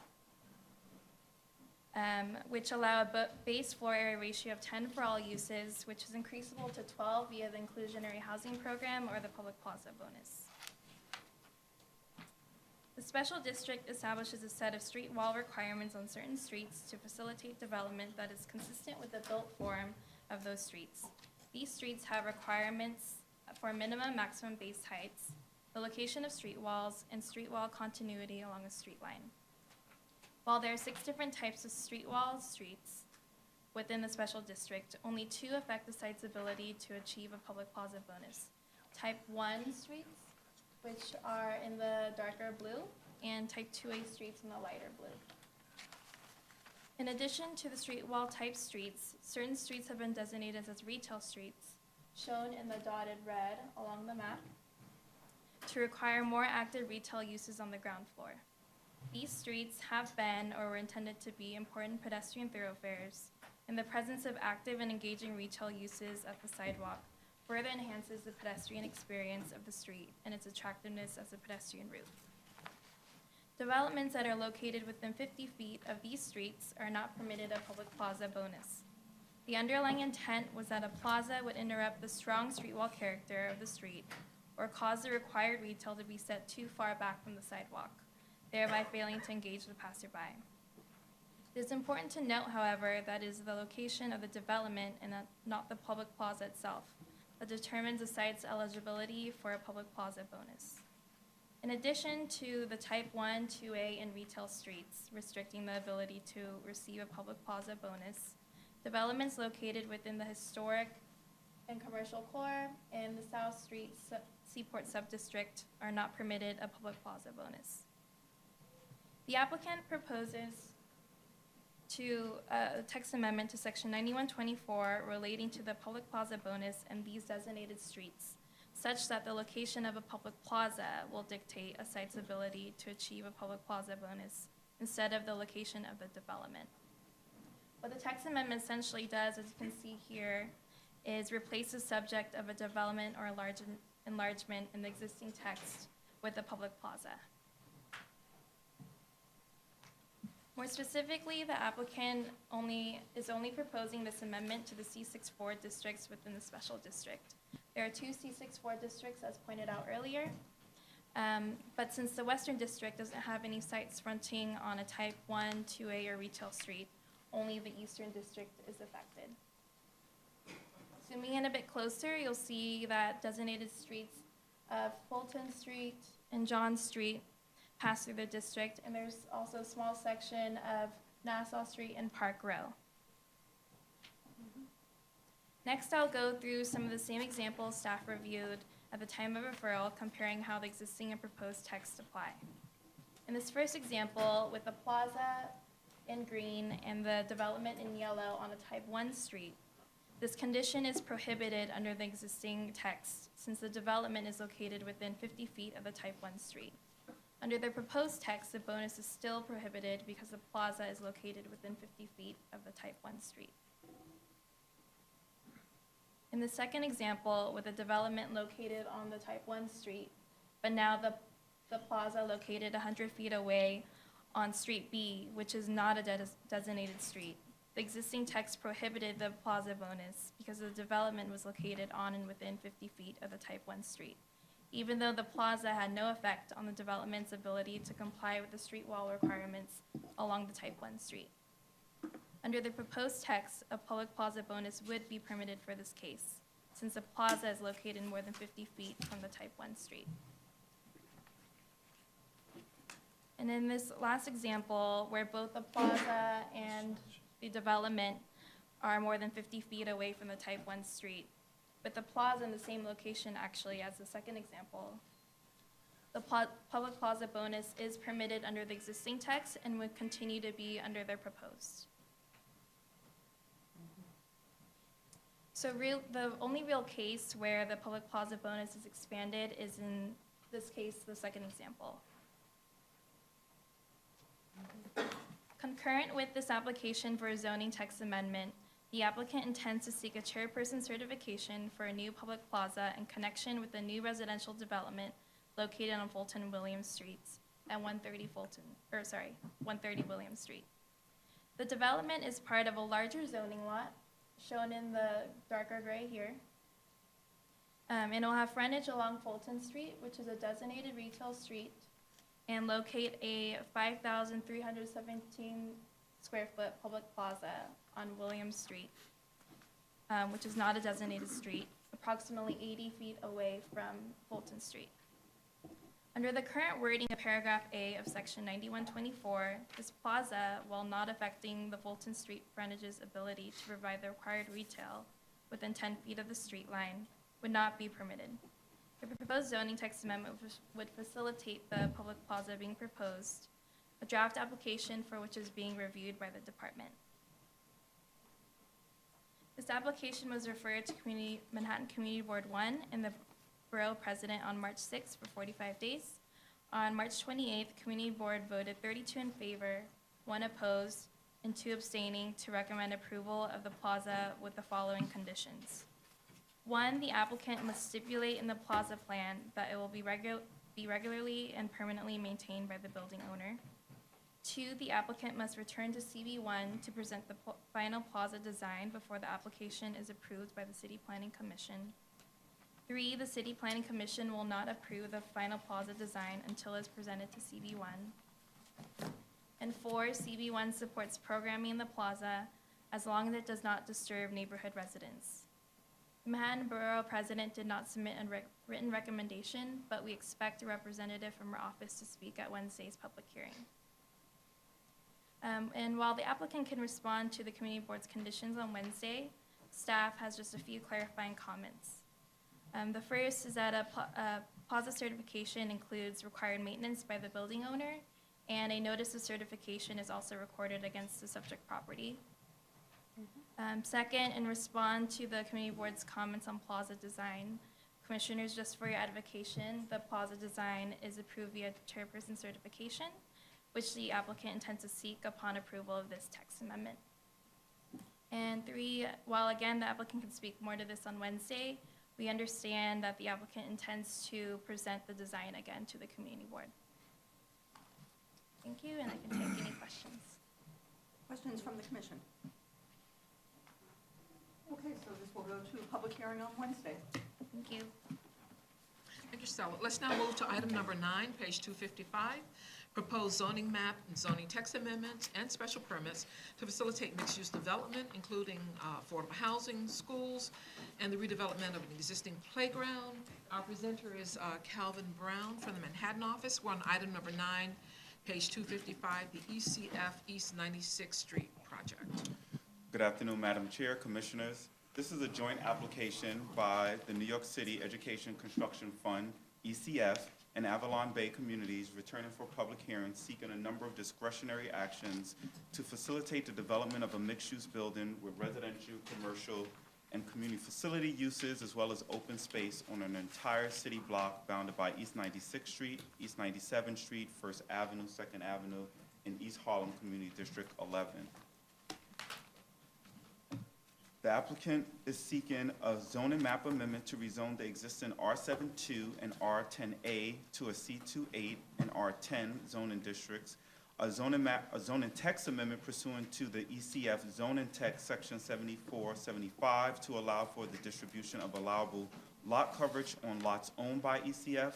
A zoning text amendment to establish a mandatory inclusionary housing area.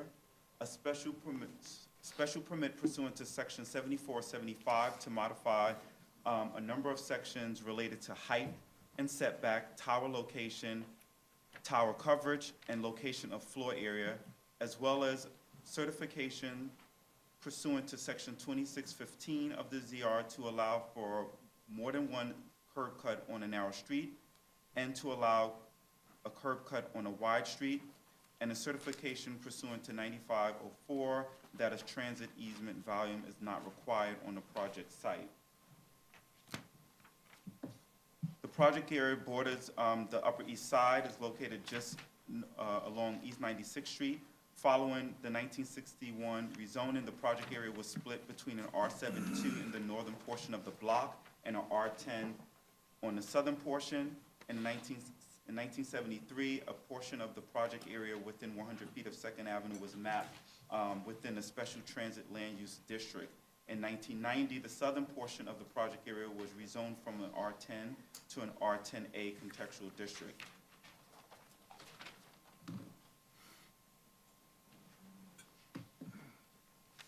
The project area, which is on block 1668, lot 1, is currently occupied by the Department of Education High School Cooperative Tech and a jointly operated playground, which is on the western portion of the block.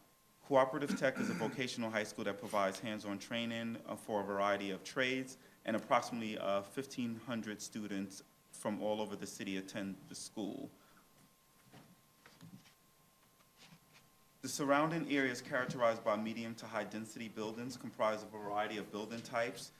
Directly to the north, you have Metropolitan Hospital, which is bounded on a super block between 2nd and 1st Avenues, East 97 to East 99th Street. The hospital also occupies blocks directly east between 1st Avenue and the FDR Drive. You also have the Washington houses, a NYCHA development with 6 12-story towers and a tower in a park typology, and they are located just west of the hospital. The blocks immediately west of the project area are occupied by ground floor retail along 2nd Avenue. And you have mixed buildings with ground floor residential, and you have the Islamic Cultural Center of New York, which is located on the corner of 96th and 3rd Avenue. The blocks immediately to the south are primarily occupied by residential towers with ground floor retail. And these are just pictures of the surrounding area showing Metropolitan Hospital, the playground, Cooperative Tech, the staging area for the 2nd Avenue subway, which is currently on a portion of the playground. And the blocks immediately to the south with residential development.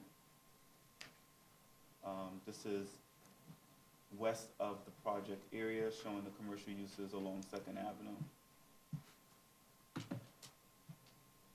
The project area is bounded by 2nd Avenue on the west, East 97th Street to the north, 1st Avenue to the east, and East 96th Street to the south.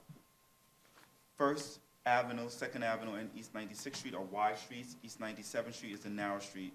The project area has a lot area of approximately 131,189 square feet and is equally split between the R7-2 and the R10 district, R10A district, which is located on the southern portion of the block. The portion of the project area along 2nd Avenue is within the special land use district at a depth of 150 feet.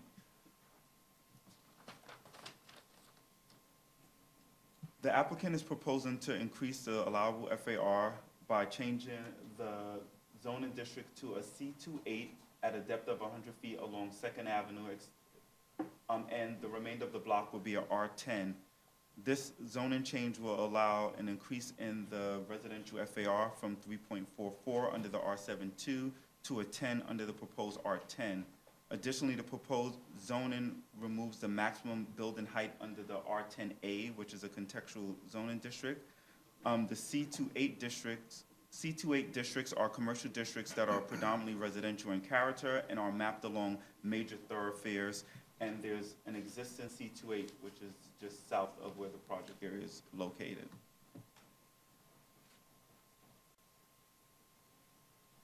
The applicant is proposing a mixed-use development with residential, commercial, and community facility uses.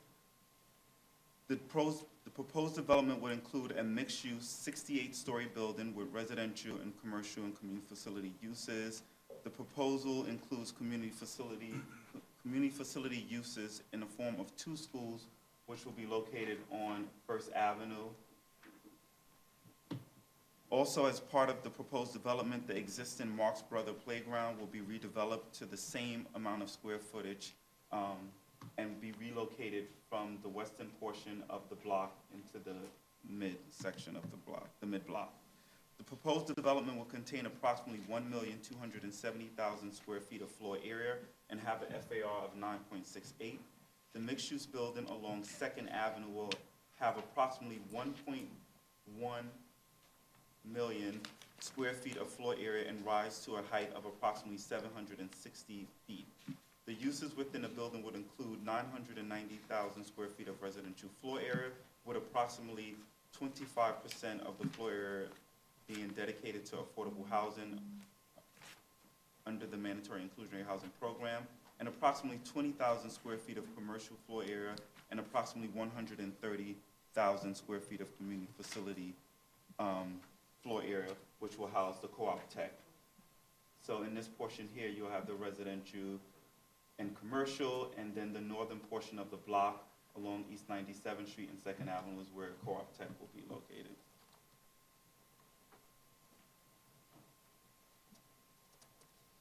And this is just the ground floor, just showing the two schools that will be located along First Avenue and the redeveloped playground, and then the mixed use along 2nd Avenue.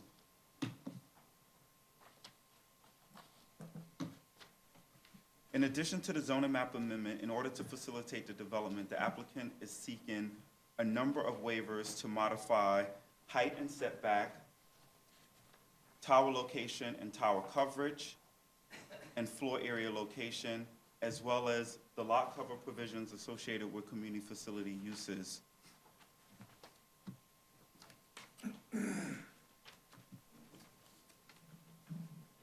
Pursuant to section 651, buildings are required to set back at least 15 feet along a narrow street and at least 10 feet along a wide street.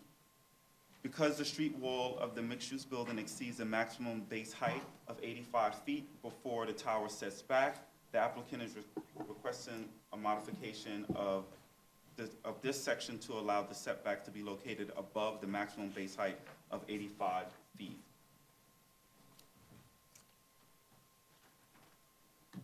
In terms of tower coverage, pursuant to section 2365A2, this section provides that a tower on base building is permitted to be located on a zoning lot that fronts upon a wide street and within 125 feet of the wide street.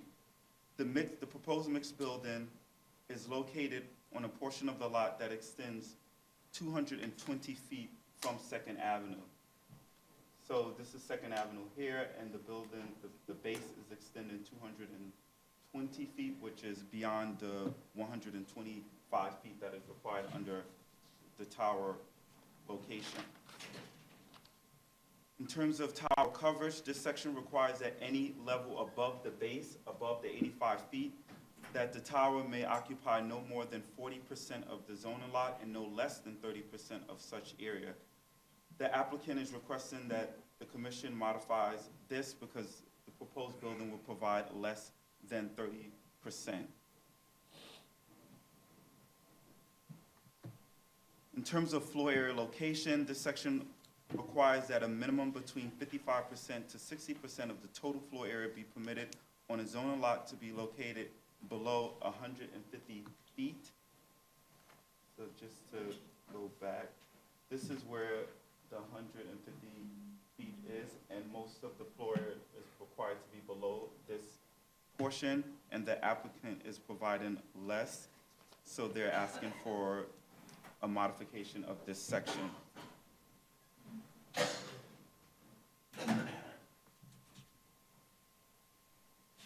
Additionally, the applicant is asking for certification pursuant to section 2615 to allow for more than one curb cut on a narrow street. The proposed project area currently is served by 7 curb cuts, and the proposed development will reduce this number to 5 curb cuts, 3 along East 97th Street,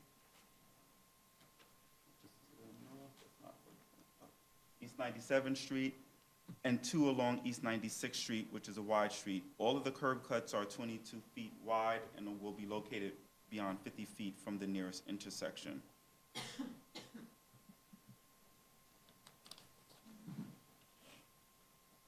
And additionally, the applicant is also asking, is pursuing a certification pursuant to section 95041, which requires that zoning lots located within the special transit land use district must provide information to the transit authority as well as the city planning commission requesting a certification whether or not a transit easement volume is required.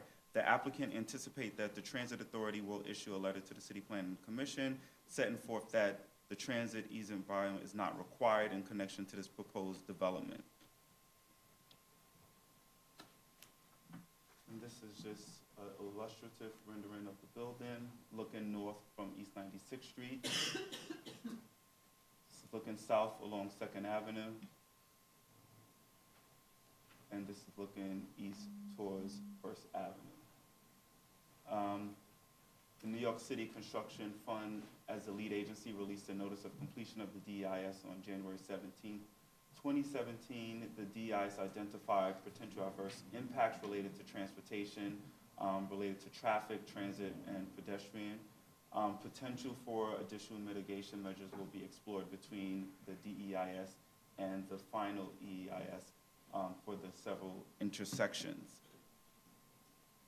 The project was certified on January 17th and referred to the Community Board, and on March 21st, the Community Board provided a recommendation, a conditional approval with a number of conditions related to affordability, increasing the amount of permanent affordable units, as well as reaching deeper levels of affordability, related to workforce development, to create workforce development opportunities and internships for East Harlem residents, as well as increase the opportunities for school-age East Harlem residents to attend the proposed schools, increase access to the public open space, and explore alternative designs for the proposed building that reduce the height of the tower.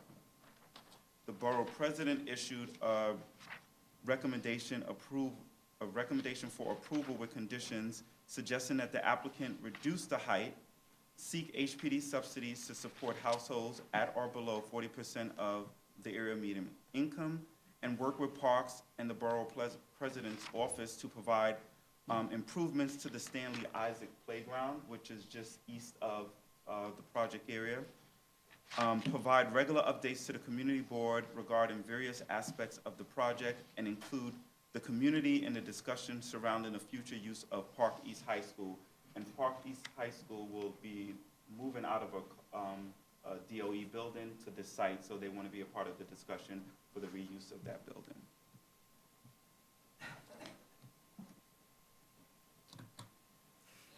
I anticipate that, unlike the prior item, there might be some questions, comments from the commission. Commissioner Panther. Thank you. Was there a recommendation of how many feet or how many stories should be knocked off the building?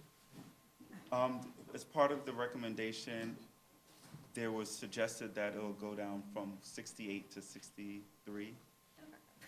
50 feet, 60 feet.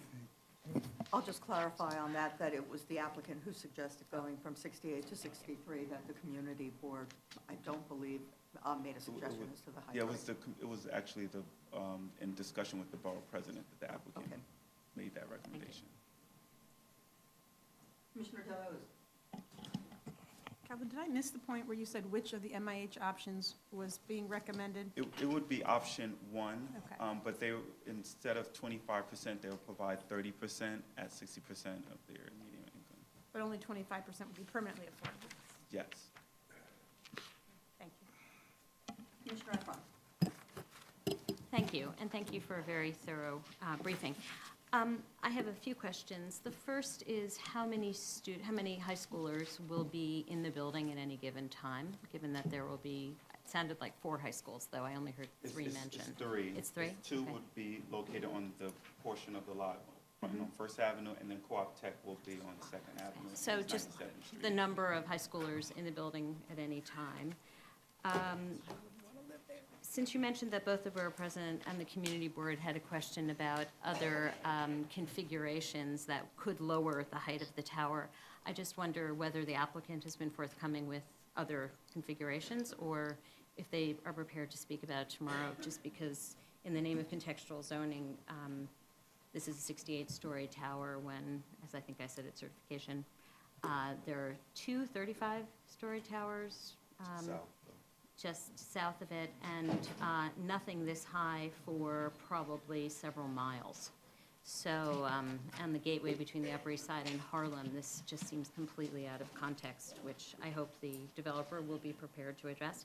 And then whether or not Community Board 8 reviewed this, given that it's just over the line of the Community Board They didn't jurisdiction. provide a recommendation, but I know that there were members from Community Board 8 that attended some of the Community Board meetings in East Harlem. Okay. I continue to have very serious concerns that I hope the developer will be able to address tomorrow that go beyond the scope of what the community board and the borough president mentioned. Maybe not tomorrow, but on Wednesday. Wednesday. No, I'd like to come back tomorrow. And be a commission of one. Other, Commissioner Levin. Yeah, I share the same concerns. I'm sure most all of us do, looking at this pretty extraordinary tower. And as our former chair indicated at certification, this project has to carry a lot of weight, and we're trying to balance many social objectives with, the consequences of trying to achieve all those things on this site. I'm struck by the fact that this was actually, in zoning terms, not that long ago, rezoned to be a contextual R10 district, an R10A. And it's becoming increasingly clear to us, I think, that contextual zoning is no longer the flavor of the month around here. But this area of the Upper East Side is one that has historically cared tremendously about contextual zoning. And I think you can see that the borough president was wrestling with this in her recommendation. I'm wrestling with it in my own mind, and it's the thing I hope to have clarified at the hearing as we listen to, I'm sure, what will be pros and cons about achieving all these public goods at this cost. And then, so that's, I'm sorry for the speech, but that's sort of a preview of what I hope somebody's going to tell us from all directions on Wednesday. When will the MTA vacate the park? How long in the future is this development, in fact? Because it seems that briefing materials seem a little vague about the MTA's plans. I will communicate that to the applicant. I'm sure they'll be able to speak to that. Thank you. Yes, Commissioner Deleuze. There'll be somebody here from DOE to talk about the existing high schools, and the ones in particular that are being vacated and relocated here, and why there's such a need for new space and large. Okay, I'll communicate that. Because going back to Commissioner Levin's point about multiple public goods trying to be sought, I mean, you try to put 3 high schools, a park, and 25% affordable housing. Obviously, it's a lot to do in one site.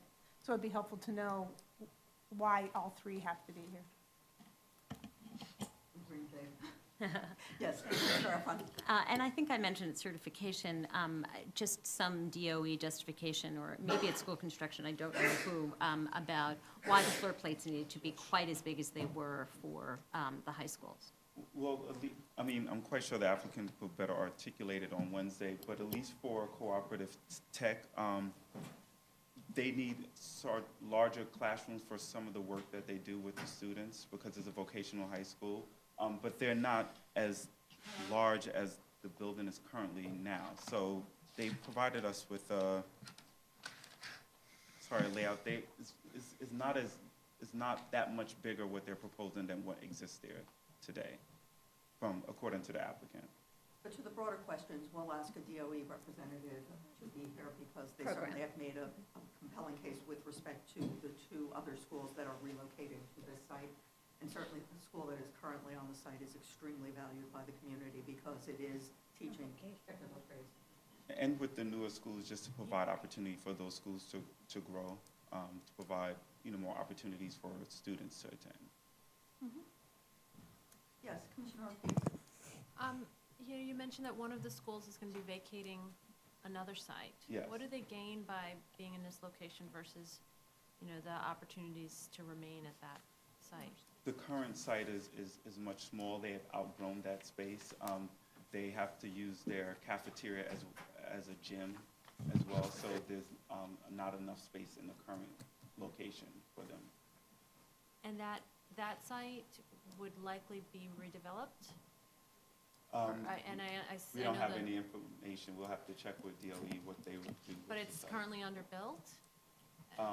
It's just, from the conversations, is that the school just continued to grow in that space, and now they can't accommodate the amount of students that want to attend the school and that even currently attend. Yeah, I guess what I'm getting at is if that site is underbuilt and there's an opportunity to redevelop that site to allow for more square footage, where perhaps, If I might, Commissioner, there are two different sites, and on one of them, the community has asked to be involved with the redevelopment of that site. The second school is in the Julia de Burgos Cultural Center, and the Cultural Center is eager to expand into the space currently occupied by the school. Okay, so I'm speaking specifically to the site that they would be looking to redevelop. We'll ask DOE to be here so that they can answer some of these questions on Wednesday. Yes, Commissioner Kendrick. Thank you. Has any shadow studies been done on that playground? I will check. I'm pretty sure that they had to do it as part of the DEIS. Because the only one, they're gonna catch it. The eastern sun in the morning, the western sun in the afternoon, and the rest of it is in shadows the rest of the day. And it'll be of interest to learn how much is sun and how much is shadows. We'll ask, I think representatives are here in the audience, so we'll hear more on Wednesday. Yes, Vice Chair Knuckles. Thank you. Under the ECF model, how much in the way of development costs is the developer responsible for as it relates to the school and the other community facilities? Well, they put up the cost for all of that. So as it goes, is 950, they're estimating that is 950 million for total construction of this site. 300 million is allocated for the construction of the schools. 8 million would be for the playground, and 200 million towards the affordable housing units. And then the remainder will be for the retail and the other residential units. Thank you. Other questions or comments? In case should be a lively public hearing on Wednesday. Let's now advance to the proposed city council modification of Rose Castle proposal, which involved zoning map and zoning text amendments to facilitate mixed-use building, including affordable housing. So present this council mod is Amy P. Beck of the Brooklyn office. Hi. So yeah, as mentioned, this is a city council modification to the proposed Rose Castle rezoning in the northwest of Bedford-Stuyvesant, Brooklyn Community District 3. Just as a brief reminder, this proposal was for rezoning on two separate blocks. You can see better there. From M12 to R7A C24 on one block, and then MX4, which is M12 R6A on the other block. Additionally, there was proposed text amendment to Appendix F to establish an MIH area, wherein the applicant had proposed to map MIH options 1, 2, and workforce, and utilize the workforce option. The city council modified the proposal so that the smaller of the two sites, the one being rezoned to M12 R6A, will only be mapped with MIH options 1 and 2, thereby removing the workforce option from this one site. We've determined that the proposed modification is within scope and raises no land use or environmental issues related to review. Any questions? Discussion from the commission? If not, then what would be required would be a sent by show of hands to send a letter back to the city council, letting them know that the proposed modification is within scope. So if I could have a show of hands? Thank you. Let's now move on to our next item, which is a department framework for Block 675 in Manhattan. And our presenter is Sylvia Lee. And I would just note that this is not an item that requires action by the commission, but we thought that it made sense at an early point in the development of the planning framework to share this information with the commission. Good afternoon, Commissioners. I'm here to present a planning framework for Block 675 located in northern Chelsea, located between 11th and 12th Avenues and West 29th and 30th Streets within Manhattan Community District 4. To quickly orientate you to the block, it is located here, immediately south of Hudson Yards, west of West Chelsea. To the south of the site is a Connet facility, the Terminal Stores building, and the Starrett Lead High building. The block is also across the street from Hudson River Park and has been identified as a potential receiving site for use development rights from the park. Because because it is anticipated that sites on the block would be developed incrementally by 3 different entities over time through private applications, the department believes it's important to take a comprehensive planning approach and articulate the department's vision and planning objectives for the block as a whole up front, and establish parameters to help frame the consideration of future land use applications on the block. And of course, the planning framework will also support a targeted expansion of the Special Hudson River Park District, which was adopted very recently.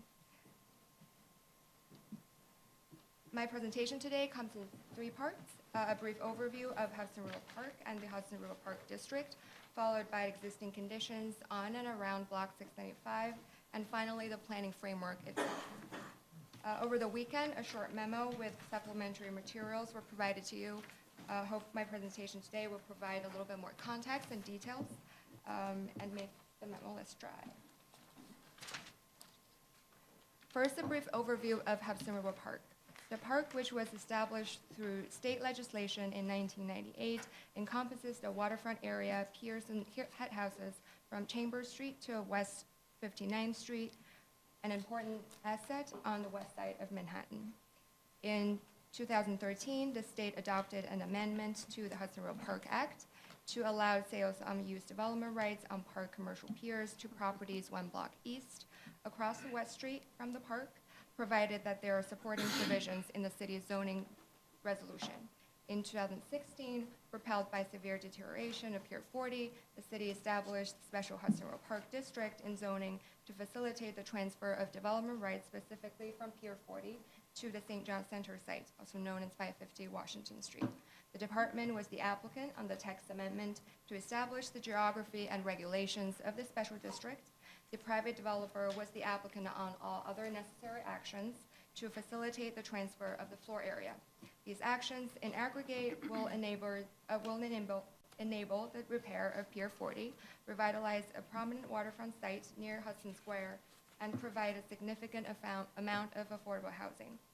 As adopted and shown on the special district map here, the district only includes Pier 40 and 550 Washington Street.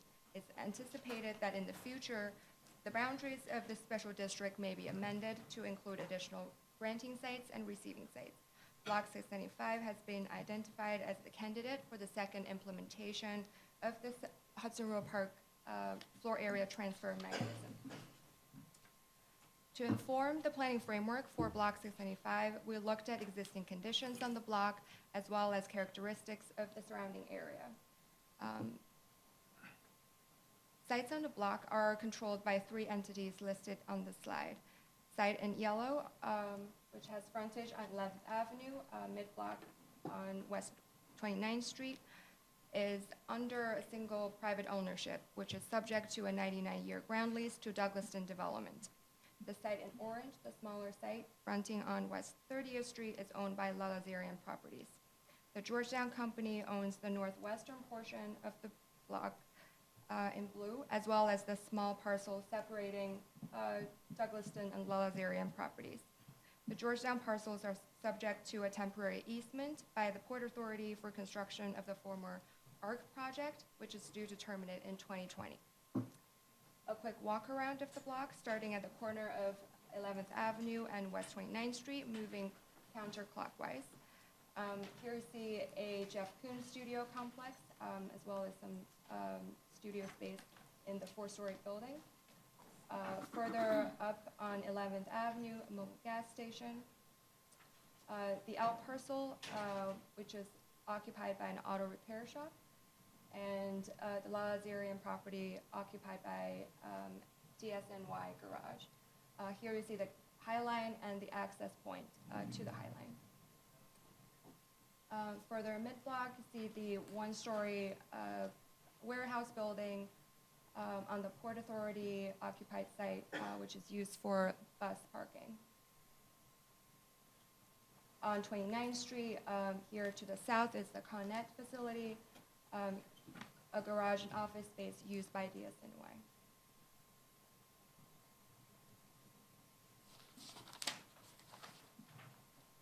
Shown here are key zoning districts and special districts in the area surrounding Block 695. The maximum permitted densities are shown in numbers. North of the block is the Hudson Yards Special Hudson Yards District, which permits a range of densities at and above 10 FAR. East of the block is the Special West Chelsea District, where permitted densities are higher along avenues and lower in mid-blocks. Block 695, as well as blocks south of it, are within manufacturing districts. Zoning in a little bit, this map shows zoning designations as well as existing and projected land use in the surrounding area. The northwestern portion of Block 695, which is also the boundary of the Georgetown site, is located within an M16 district that permits light industrial and commercial uses up to 10 FAR. The rest of the block, as well as blocks in the south, are located within M23 district, which is typical of historically industrial areas located on the waterfront in Manhattan. It permits moderately heavy industrial and commercial uses up to 2 FAR. As shown on the land use map, while the blocks surrounding the block historically contained warehousing and industrial uses, in recent years the area has seen a lot of growth and transition towards residential and commercial uses. Given the changing land use pattern and affordable housing needs, the current manufacturing zoning and the prohibition on residential use on Block 695 unnecessarily constrains the development potential of the block and should be reevaluated in the context of a growing neighborhood. To inform the massing considerations of new developments on the block, we also looked at the built character within the surrounding area. This map shows building heights of existing buildings as well as projected developments in Hudson Yards.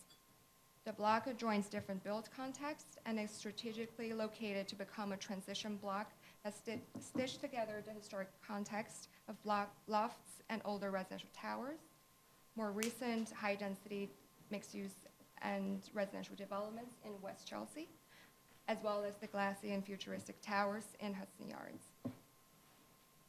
Further, to inform our thinking on how uses on the block should be oriented to fit into and complement the public realm, we looked at open space, street network, and public transit in the surrounding area.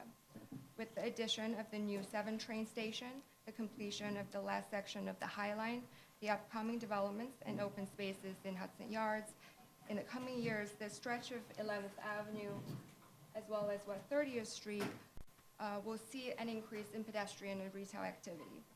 Uses on Block 695 should complement and enhance the pedestrian experience along these frontages.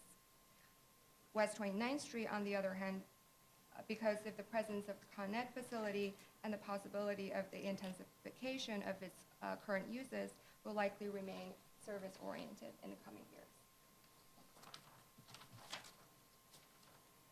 Lastly, the department is aware that Port Authority, Amtrak, and NJ Transit are moving forward with the Hudson Tunnel project. A new tunnel would cross underneath the block.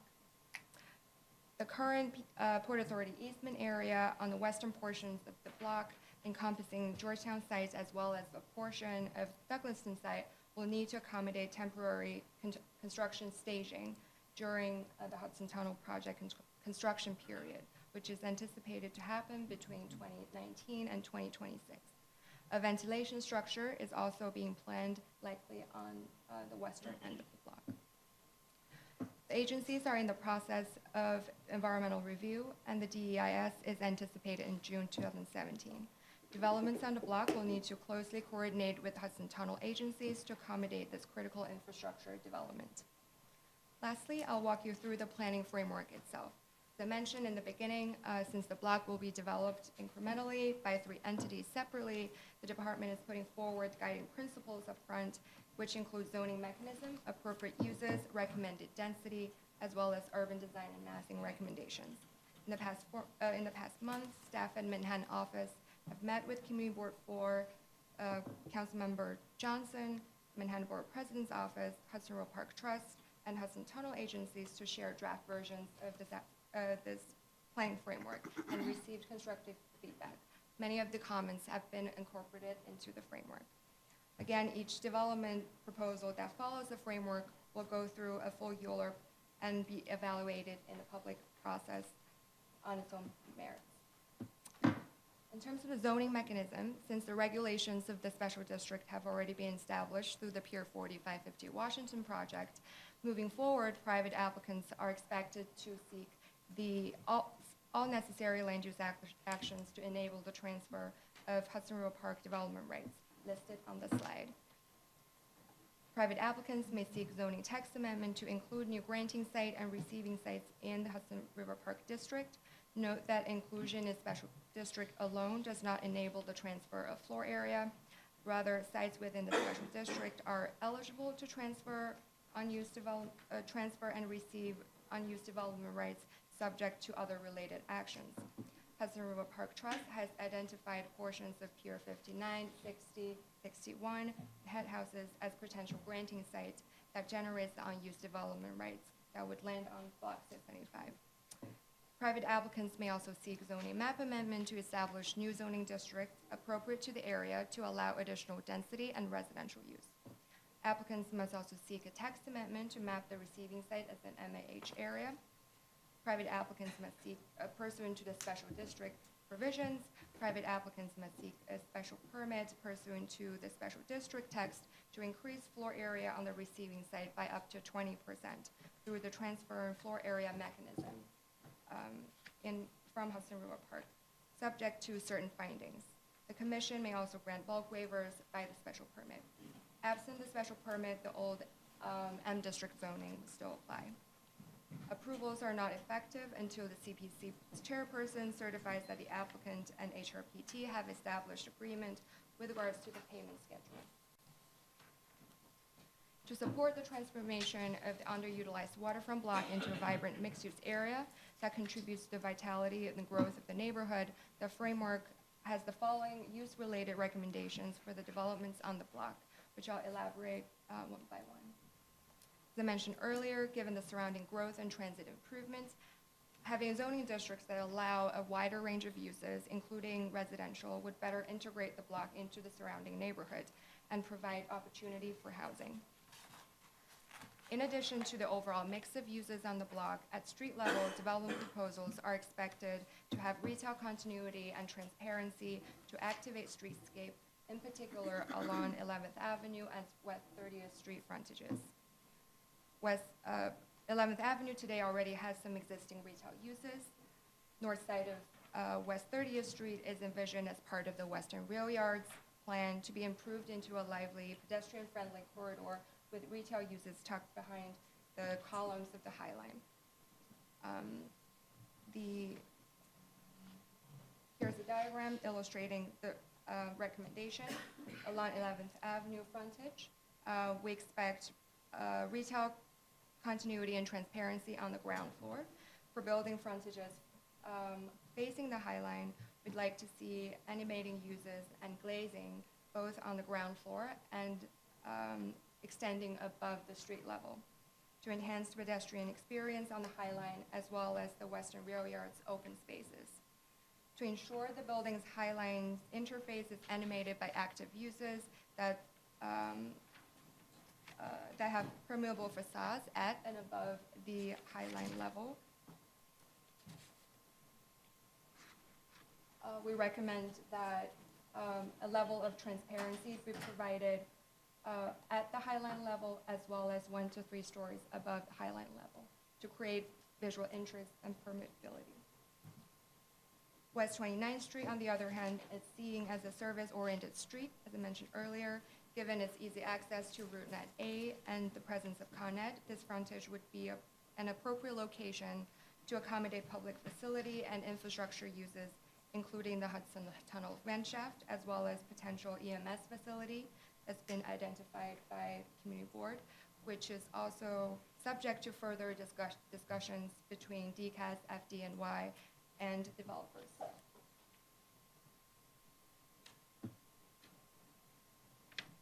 Given the surrounding density context and proximity to public transit and services, the framework recommends high-density C6 districts as the appropriate underlying zoning districts. While the framework does not prescribe specific densities, we believe an underlying 10 FAR district on the inland portion makes planning sense, and that waterfront portion could handle a little higher density and warrants more flexibility. As set forth in the special district text, the underlying density may be increased by up to 20% through the transfer of Hudson River Park development rights. The framework also includes the following massing and urban design recommendations, which are intended to foster appropriate design responses to a unique transitional context without being overly prescriptive. In terms of street wall and base heights, the block straddles different neighborhoods, but the common thread is buildings with strong street walls in both West Chelsea and parts of Hudson Yards, in particular along 11th Avenue and some of the West 30th Street frontage. Here's a model I stole from Frank's presentation. Western Rear Yards was going through the process to show an important context. The building across the street from Block 685 facing the Highline is permitted to have a base height between 50 to 60 feet above the level of the Highline, which is about 80 to 90 feet above curb level. The framework recommends 3 general ranges of base height in response to the surrounding built context, as well as, importantly, the topography change from inland to waterfront. The curb elevation ramps up from waterfront to inland. The framework recommends base heights to be within the ranges of 25 to 45 feet on the waterfront to allow a sense of openness, stepping up to 45 to 85 feet mid-block facing the Highline to frame the open space and public realm, and then the highest street wall on 11th Avenue in the range of 85 to 90 feet, responding to existing context along 11th Avenue. These ranges of base heights would help frame the public realm while creating a rhythm of constraint and openness from upland to waterfront. While we are not prescribing any height limits in the planning framework, we do expect private applicant teams to come up with the appropriate massing response for this transition block, and as illustrated by this section showing Hudson Yards and West Chelsea. Lastly, the massing of buildings on the waterfront site should consider the interaction with the Highline, maintain openness, and allow views towards the city and towards Hudson River at these 2 important vantage points as the Highline changes its orientation. Here is a photo showing the view towards water now, as well as the view towards the city, where we see layers of buildings in Lower Manhattan. In sum, while not codified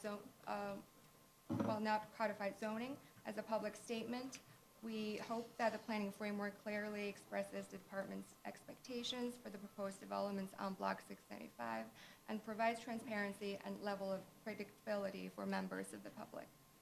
Development proposals that follow the framework will should largely adhere to the recommendations and the spirit of the framework, demonstrate thoughtful design and superior site plans, and contribute to the revitalization of the underutilized waterfront.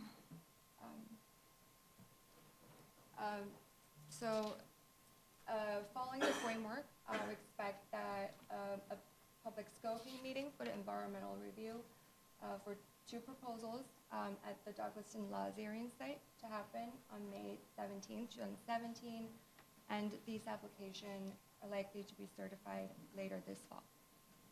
That concludes my presentation. Happy to answer any questions. We welcome comments from the commission. Yes, Commissioner Efron.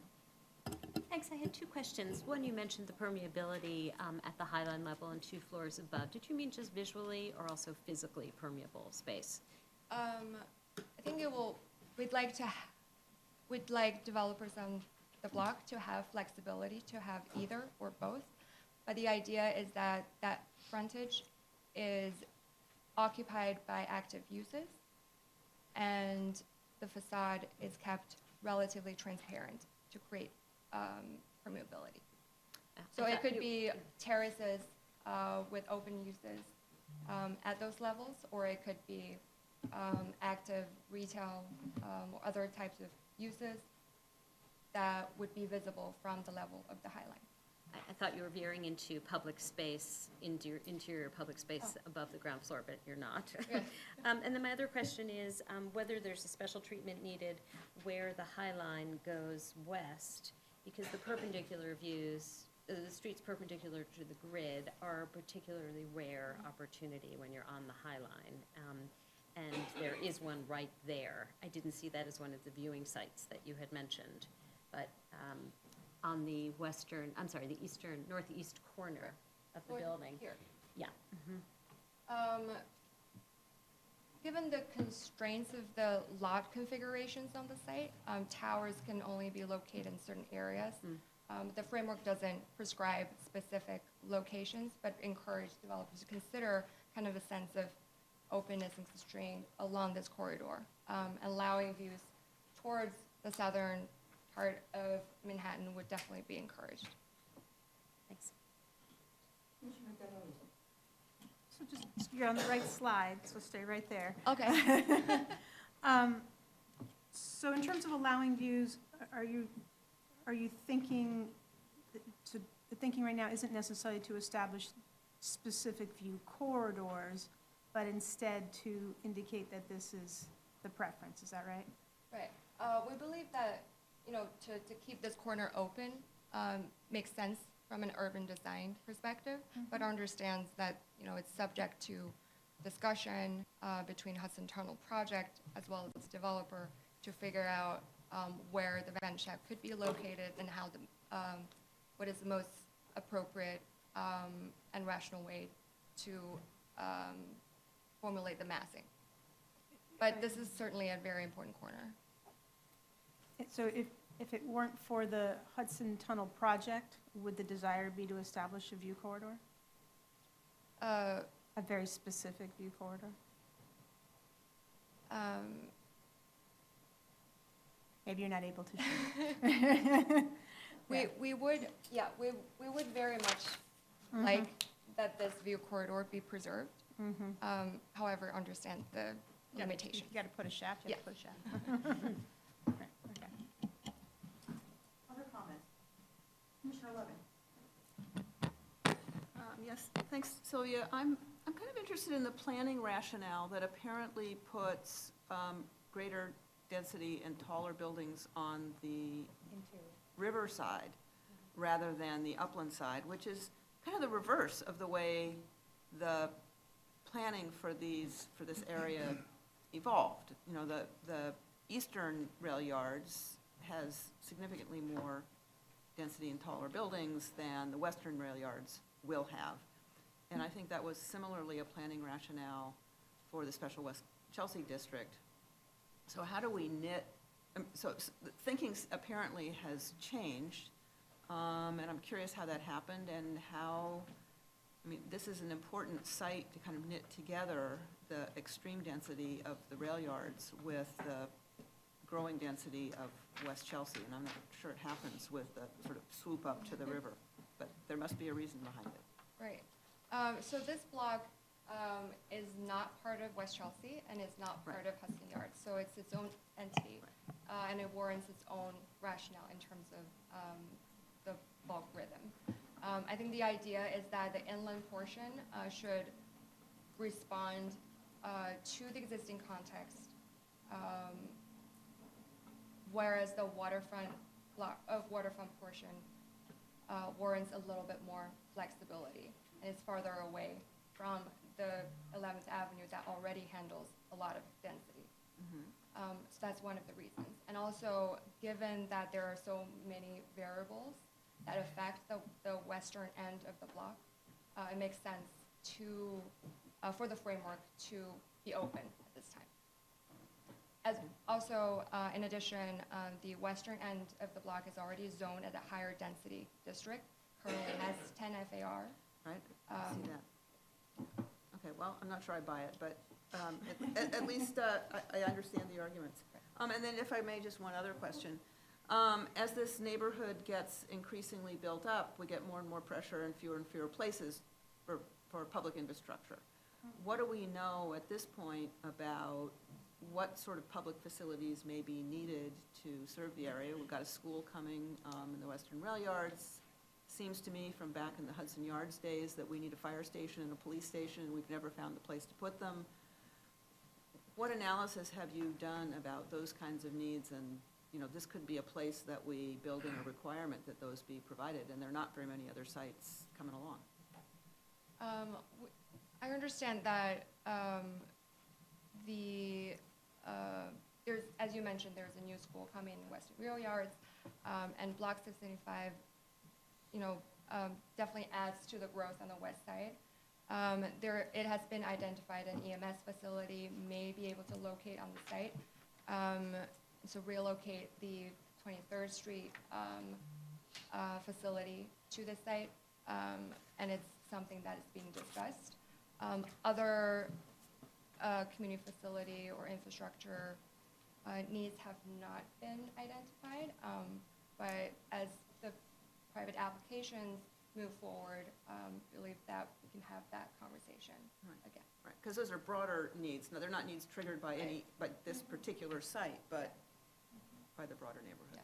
And we understand after speaking with Con Ed, the idea is that a possible intensification of the use on the site may be coming in the future to better serve the growth on the west side. Keep the lights on? Yeah. Always a good thing. Other comments? Then thank you, Sylvia. Thank you. Thanks. So let's now move to the future votes, post-hearing follow-up. So this Wednesday, staff have prepared favorable resolutions for the following, including 251 Front Street, which involves a zoning map and zoning text amendment to facilitate residential use, including affordable housing.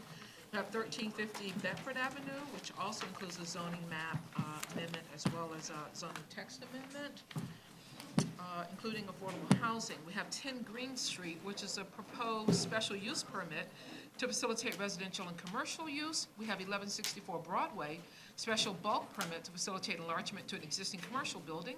We have 5557 Spring Street text amendment to facilitate enlargement to an existing properties within the special Little Italy district. We have the Unionport Bridge replacement. We have Watson Avenue rezoning, which is located in the Bronx, zoning map and zoning text to facilitate residential use, including affordable housing.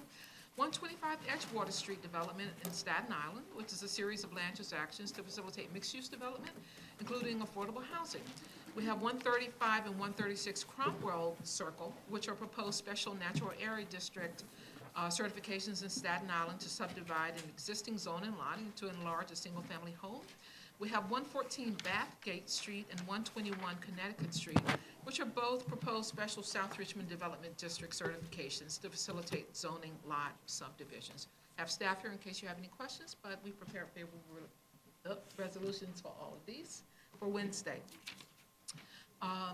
Moving right along, on May 24th, we have the 7404 Northern Boulevard rezoning, which is a zoning map and zoning text amendment to facilitate commercial development with accessory parking. Commissioners, I believe you have a letter from the applicant responding to a question concerning e-designation. Staff will be preparing favorable reports for that. We have the 242 West 53rd Street proposal, which is a proposed special permit to facilitate a public parking garage. You also have received correspondence from the applicant responding to concerns raised at the public hearing. We're here to address any concerns you might have in that regard. Okay. We have section 93-122, which is also proposed, which is a text amendment to facilitate the construction of residential development prior to commercial development in the special Hudson Yards District, subarea A3, C64. You received some follow-up correspondence from the applicant addressing your concern for that one. And we have the boulevard at Highland Plaza, which is series of authorizations, and it also had an FEIS. Actually, you'll receive the FEIS this Friday, but it involved authorizations to facilitate redevelopment to an existing shopping center in Staten Island. And unless you have any concerns, we can now move on to our first post-hearing follow-up discussion for the Greater East Midtown rezoning. And if I might, And as an Commissioner- introductory matter, note that we attempted to capture all of the comments, questions that were raised at the public hearing. We'll be going through them methodically, both today and then at our next review session.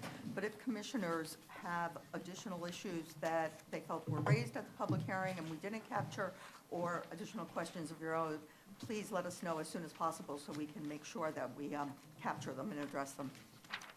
And just for the record, our Commissioner Cirillo is recusing on this item. Good afternoon.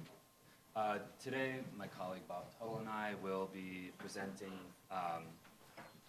the first post-hearing follow-up presentation for DCP's proposal for Greater East Midtown. We are going to begin by covering the 11 topics seen here for today's review session. And we anticipate that some of these will be ongoing discussions. And certainly for the next review session. And at the May 22nd review session, we will be covering the 7 subjects seen here. If there is anything that you do not see on this list, please feel free to ask or add it to the conversation. So the Commission heard testimony primarily from preservation advocates about the need to do further landmark designation. We want to just again highlight LPC's extensive work in 2015 and 2016, in which they thoroughly reviewed all eligible historic buildings within the wider East Midtown study area and successfully designated 12 new individual landmarks across 3 major time periods. As a result, there are now a total of 50 individually landmarked buildings in the study area, as well as 1 historic district. Sorry, Does it make sense after each of these topics to check and see if the commission would want any further discussion on it? Because it would be quite a lot to take in Yes. to do them all. Good. So if we could go back to the landmarks. Yeah, we're just going to pull up the correct presentation.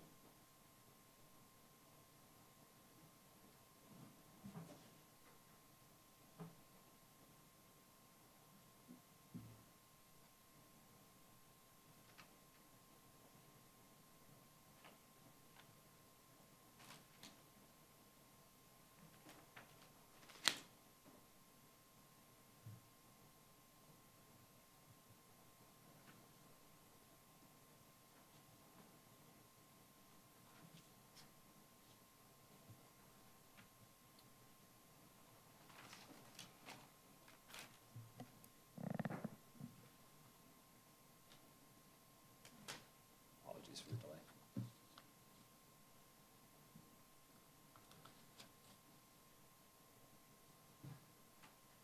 So you'd like to field Yeah, I'd questions? welcome any comments by the commissioners on this issue of the landmarks that have been included. Yes, Commissioner Arpan. Just in a broader question of, they won't be treated any differently if there's a conversion to residential on any of them, will there? No. Okay.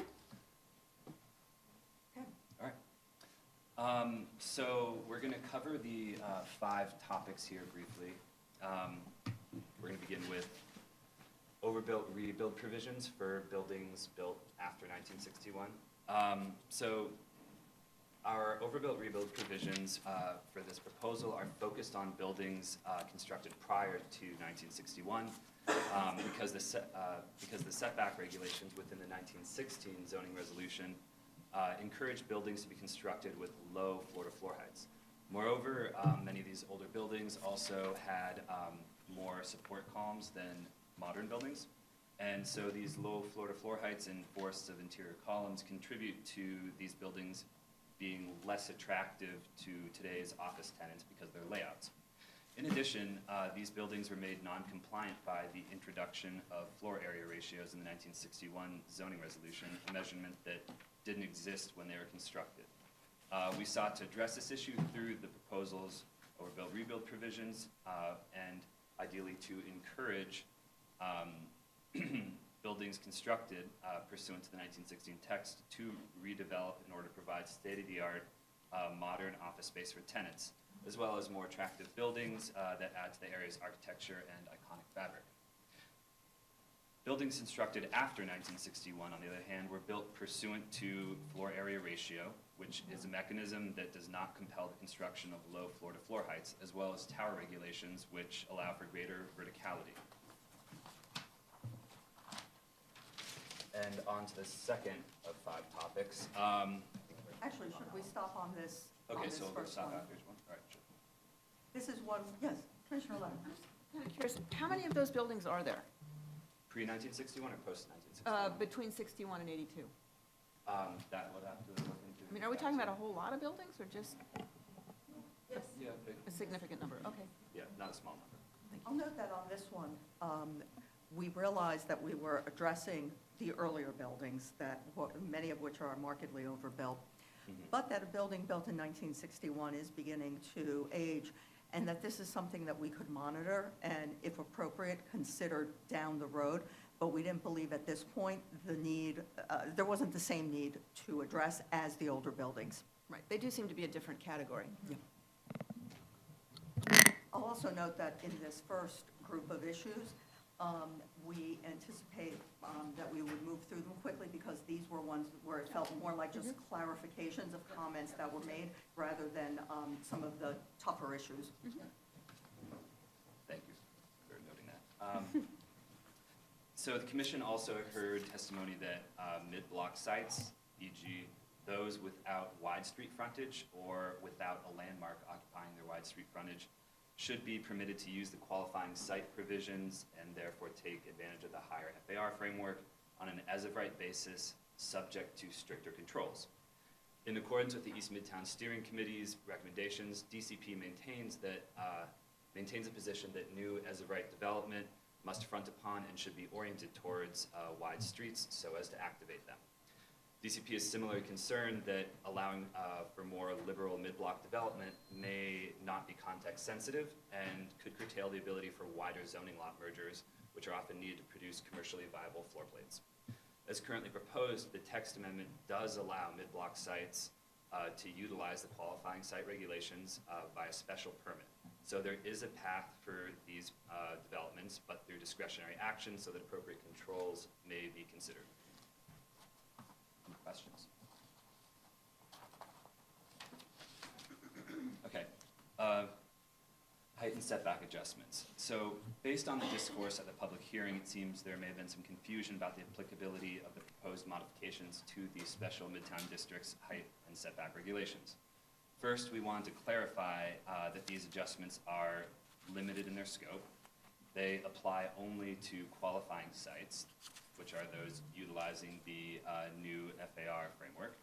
And these were made to allow developments on these qualifying sites to achieve their maximum FARs as of right. So they're strictly for the purpose of allowing as of right development.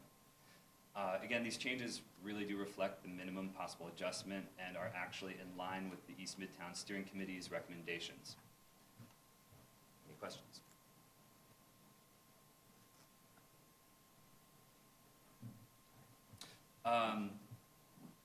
Moving on to the fourth topic, the commission heard testimony requesting that residential conversions made pursuant to Article 1, Chapter 5 be subject to a special permit and have the residential FAR capped at 12.0.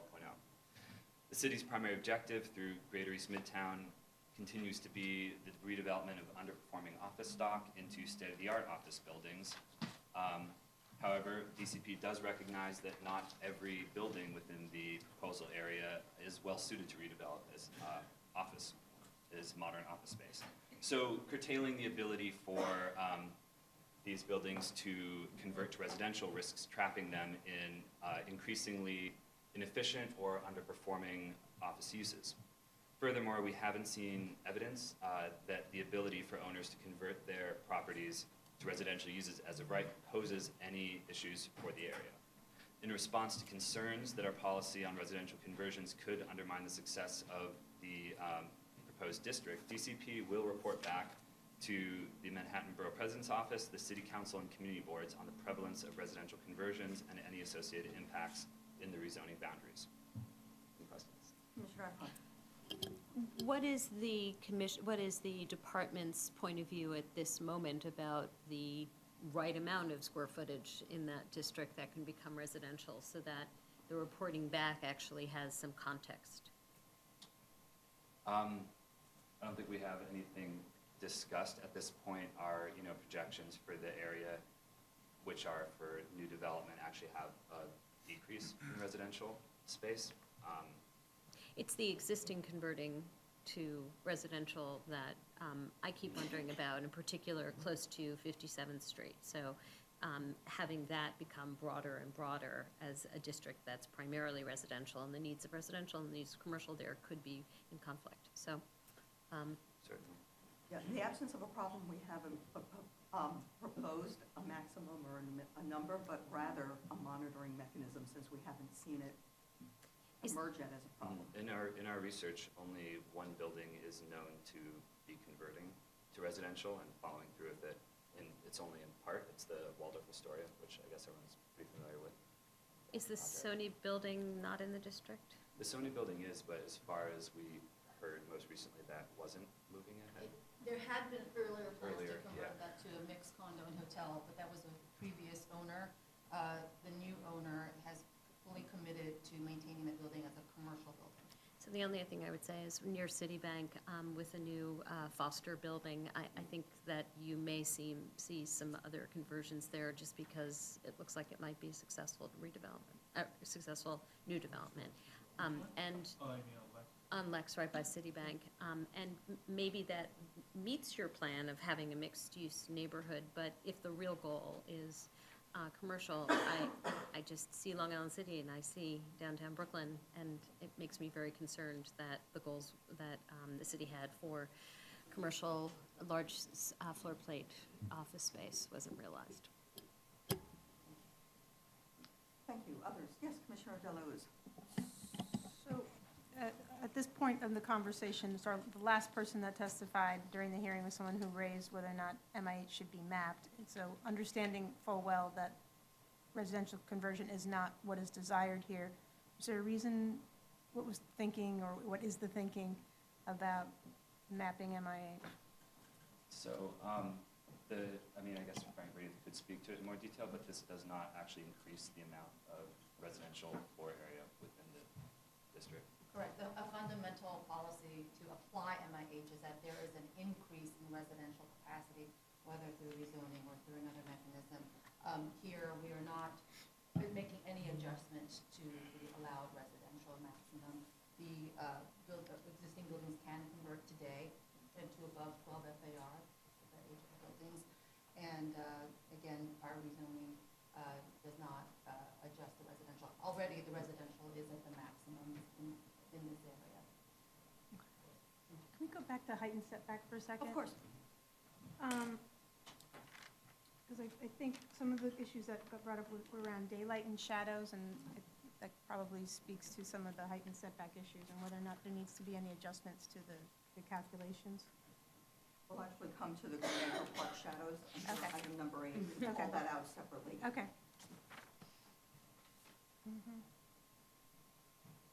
Okay, so the last topic I'm going to just quickly address is the ability to use the proposed as-of-right framework for East Midtown with the existing 7479 special permit.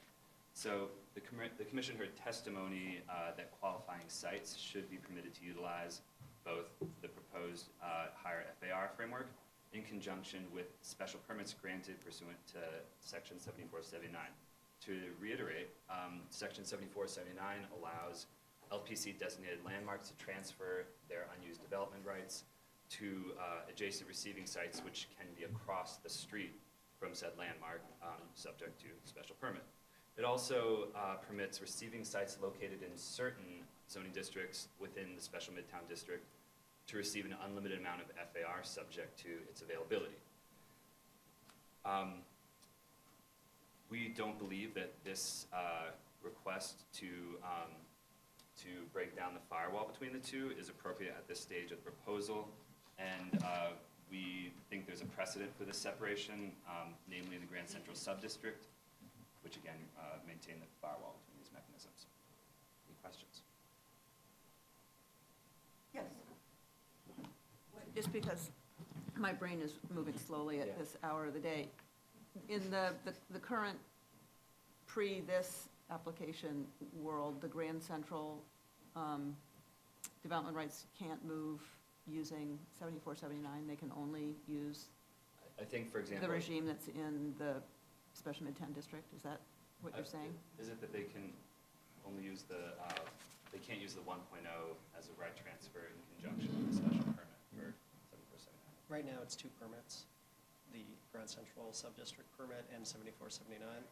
What the text says is you can't put them together and like go higher through that. The idea is that like you either use 7479 or you use 81635. Okay, and that's the rules that are on the books today? Yeah. And we're simply carrying those on? And, right, that ideal through this, right? So we're creating qualifying sites, they'll get to use this mechanism, or you can use 7479. And kind of, again, keeping that idea that like you shouldn't be able to use the two together. Okay, that's helpful. So the comment we got was essentially complaining about something that Already in the Grand Central. they want to have Sub-District. undone, not, okay, That's good, what- thank you. To go beyond what's currently. All right, now we're gonna move on to another topic that we heard testimony on. So the commission heard testimony on expanding the proposed sub-district boundaries to the north, as well as separate testimonies regarding the removal of portions of the east side of Third Avenue from the sub-district. The first of these, the expansion of the sub-district's Third Avenue boundary to the north by 1/2 block, was not considered as part of the proposal because at that point it encroaches on the residential fabric very directly that is north of the site. So the commission also heard testimony calling for the removal of all or portions of the east side of Third Avenue above 43rd Street from the proposed sub-district based on concerns that the land use and built densities were inappropriate for the context. As you can see from the map here, the east side of Third Avenue is overwhelmingly commercial and is fully within high-density zoning districts within Special Midtown District. There are a handful of residential buildings on its east side, but most of them are condos and, as a result, are unlikely to be redeveloped. Besides the existing commercial and office land use patterns, the built fabric along Third Avenue's east side is extremely high density and reflects similar north to south corridors in the Special Midtown District. The average built density for commercial buildings on the east side alone is 18.5 FAR, and as you can see, many of the buildings are built to even higher densities. They go as high as, say, 23.9, seen here. Their heights as well range from 247 feet to 578 feet, and those heights as well as the built densities are very comparable with their counterparts along the west side of Third Avenue. So in sum, this is a high-density commercial corridor, and eliminating it would not advance the proposal's purpose and needs, chiefly the facilitation of new office space. I'm going to pass it over to Bob Tuttle now. Well, actually, let's see if there are comments on this. Sorry. Commissioner, I did have one question. There was Yes. I forget the proposal, the question regarding extending the district that half block north on the commercial. Yes. And I recognize on the west side of the street, it is commercial. On the east side, it's residential. Mhm. Is there not the ability to extend it just to encompass that one extra lot? Onto the, so. I think, yeah, I think that would be, So, yeah. part of our thinking on that is that the existing Special Midtown District does extend to the half block on this block between 56 and 57, but we believe that extending the boundary just for that portion, it wouldn't facilitate the type of developments and floor plates that we're looking to achieve with the proposal. And just in a more technical part as to the point that we're at this point, this is now out of scope, pardon me, extending the boundary. But we did look at that because it is in the special sub-district, it's in the special Midtown District. So we did look at that lot, but we didn't see it, and there are many other parts of the special sub-district that we did not include within this East Midtown sub-district. And as for the reasons that Ezra brought up, this area was not included because it wasn't the type of site that we thought was the most ideal for what we're aiming for. And we have to remember that we will run out of development rights in this. This is not one of those rezonings where it continues to go on and on. We'll run out of the landmark development rights, and so we do want to make sure that those development rights are appropriately placed. And you said it would be out of scope in the first place this time. Yeah, and then The I went on applicant for a would long have to time. come back with a separate application, so it makes it a little simpler. Thank you. Other comments on the Third Avenue portion? Okay.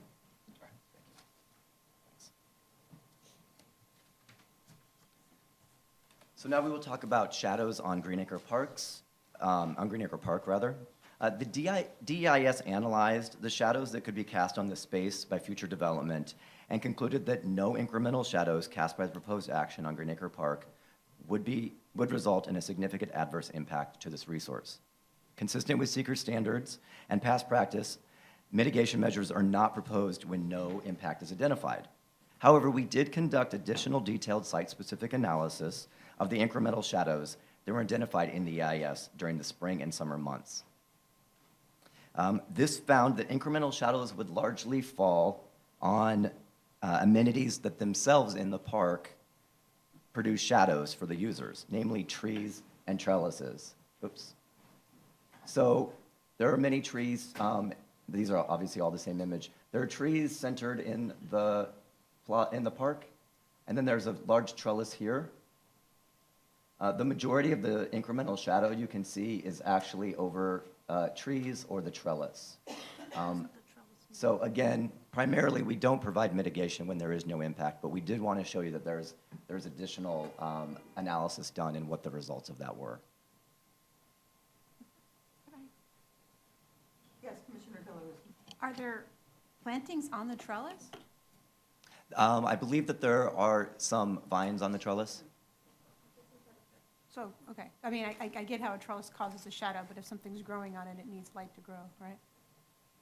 Right, so Well, the rest of in trellis the analysis, it's concluded that there's enough sunlight for the plantings, but then this just looks at the direct shadows to the space.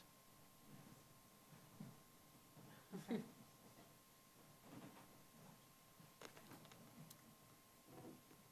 Other comments? Has Greenacre concurred with that conclusion? Their analysis is different than ours. They did hire another firm to do shadow analysis. We haven't fully seen that. We've asked for it to be received. We've seen it in a PowerPoint, but we don't know the background of that analysis. But it does seem that there are some assumptions that would be inaccurate and would produce shadows that couldn't exist. And we'll be looking to meet with them to be able to understand Okay. their analysis. Right. And in the event, though, that some of the assumptions seem to be accurate, what could a mitigation be? We won't just. I understand the desire not to have one. We would have to find that significant impact before we really got through mitigation discussions.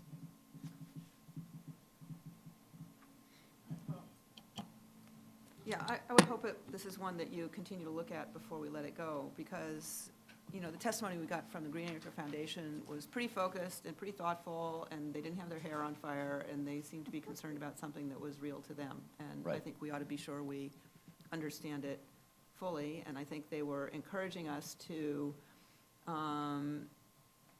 you know, be very careful about whatever new development is shaped that will cast those shadows, perhaps, you know, working with that developer at the time that project gets going. That's not something that we usually do here, but Right. they were proposing some reasonable things. So I guess I'd like to hear a little bit more about it after you see their information.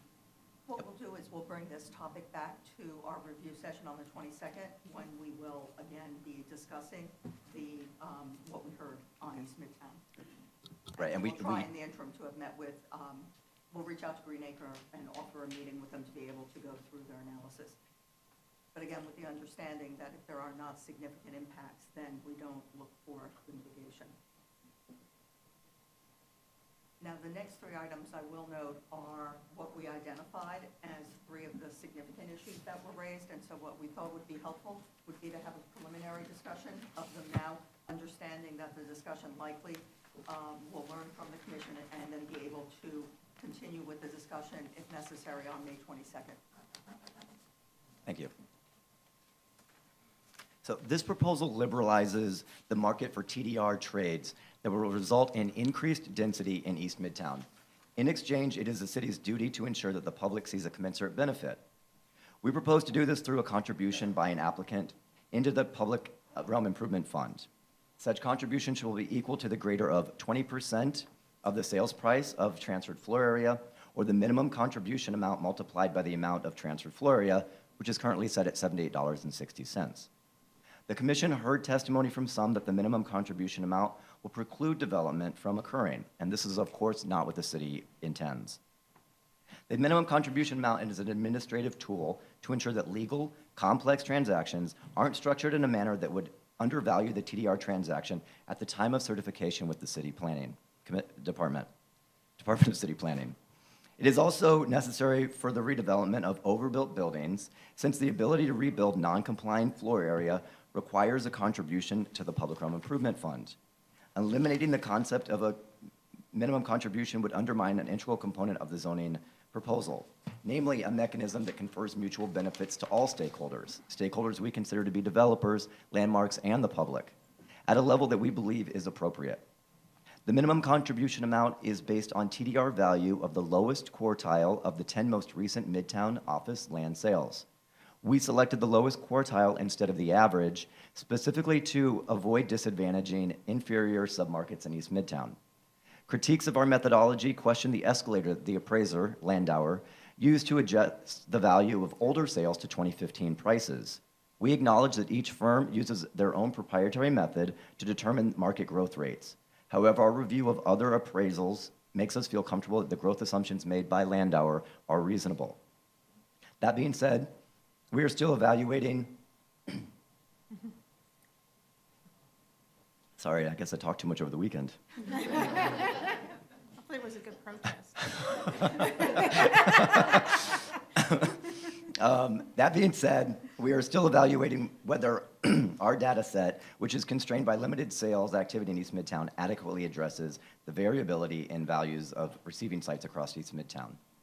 With that, I'll open it up to any comments you might have. Yes, Vice Chair Knuckles.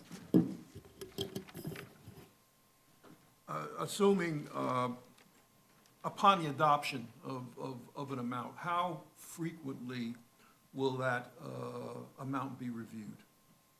I mean, So- is it yearly or It would be biannually? Or? reviewed every 3 to 5 years by the commission, or a private applicant can request that we do a market study. That would be at their cost, but we would do that market study, and then that would go into effect at that point. That's the safety valve. Yes, just very quick. If you can refresh my memory on the steering committee's position on this, The steering committee supported contributions to the Public Realm Improvement Fund, but did ask us to come up with the mechanism and how that would work. We informed them that we would look at multiple options and that it would be informed by other projects that we were working on. and, go ahead. So there are various members of the steering committee who are taking different positions. As you recall, the community board, 5 representatives was very supportive of our approach. You heard from the Rebney representative that they disputed our money study. So different members of the steering committee have different responses. But as a body, they didn't provide a unified. As a body, they did not provide a unified response during this ULURP. When we received their recommendation long before certification. You may recall, it was January of 2016. So based on their recommendation to, have a mechanism in which a portion of the landmark TDR transaction would go into a fund, we haven't heard a coherent singular response from the steering committee since. Thank you. Thank you. Commissioner Delos. So I just want to ask you to repeat something you said, which I think is your way of trying to address both concerns. You're saying that the lower quartile of the findings, so you're basically saying that, I think in part response to the concerns expressed that if you set a price too high, that you might discourage the development that you're seeking. The idea is to have a minimum price, but one that is more reasonable, if you will. Is that Yes, basically? that's exactly accurate. As well as to account for, the differences in. You gotta get prices louder. across- sorry. As well as to account for the differences in prices across sub-districts, or sub-areas of the sub-district. Commissioner Cantor? Thank you. Did I understand you to say that one proposition put on the table was that a potential user or applicant would come to us and pay us to do a study on his behalf for the parcel? They could come, yes, they could come and request that another market study be done. We would choose the independent appraisal firm. We thought the political fallout from that through? We've done it before. That's how we. Yeah, we've used that mechanism before. The idea being that there could be points at which you're in between the 3 to 5 year cycle that we wouldn't be doing that market study, but that someone could request it due to the market conditions. Okay, but we would not be doing the study. Yes, we would, the study would be by an independent appraiser, but we would choose them. It would not be done by the developer themselves. It would be done at our direction.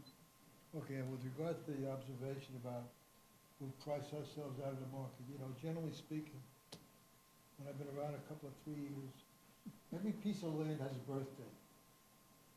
And if we're at the edge, and somebody wants to push it over the edge, it happens. If he's not ready to push it over the edge, it doesn't happen. But it'll happen. Commissioner Reade? Yeah, just wanted to clarify. In terms of the lowest quartile you used, was that of office land sales or which? It was office land sales that were converted to TDR value through a 65% ratio. A 65% ratio, okay, thank you. Commissioner Levin?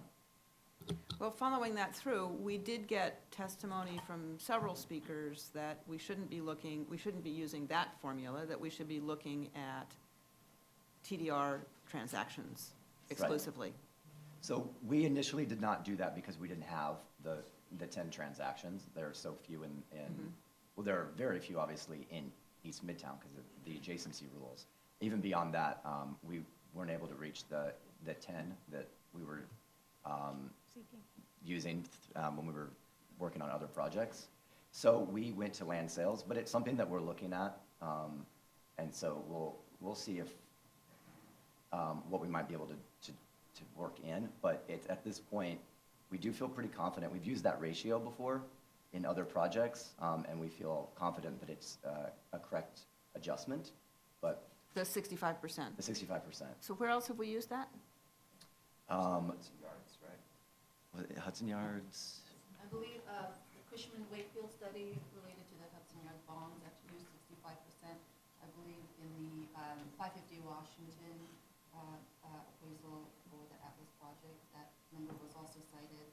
So it's a number that is not necessarily the only standard, but it is a commercial standard. Okay, is it one we've thought about, how correct it is here? I mean, what comes to mind is the commercial rent you're supposed to advertise, or the manufacturing rent you're supposed to advertise for in Soho. We've got this rule of thumb around here that it's $90 a foot, and we've all come to realize that that's sort of no longer bears any relation to anything.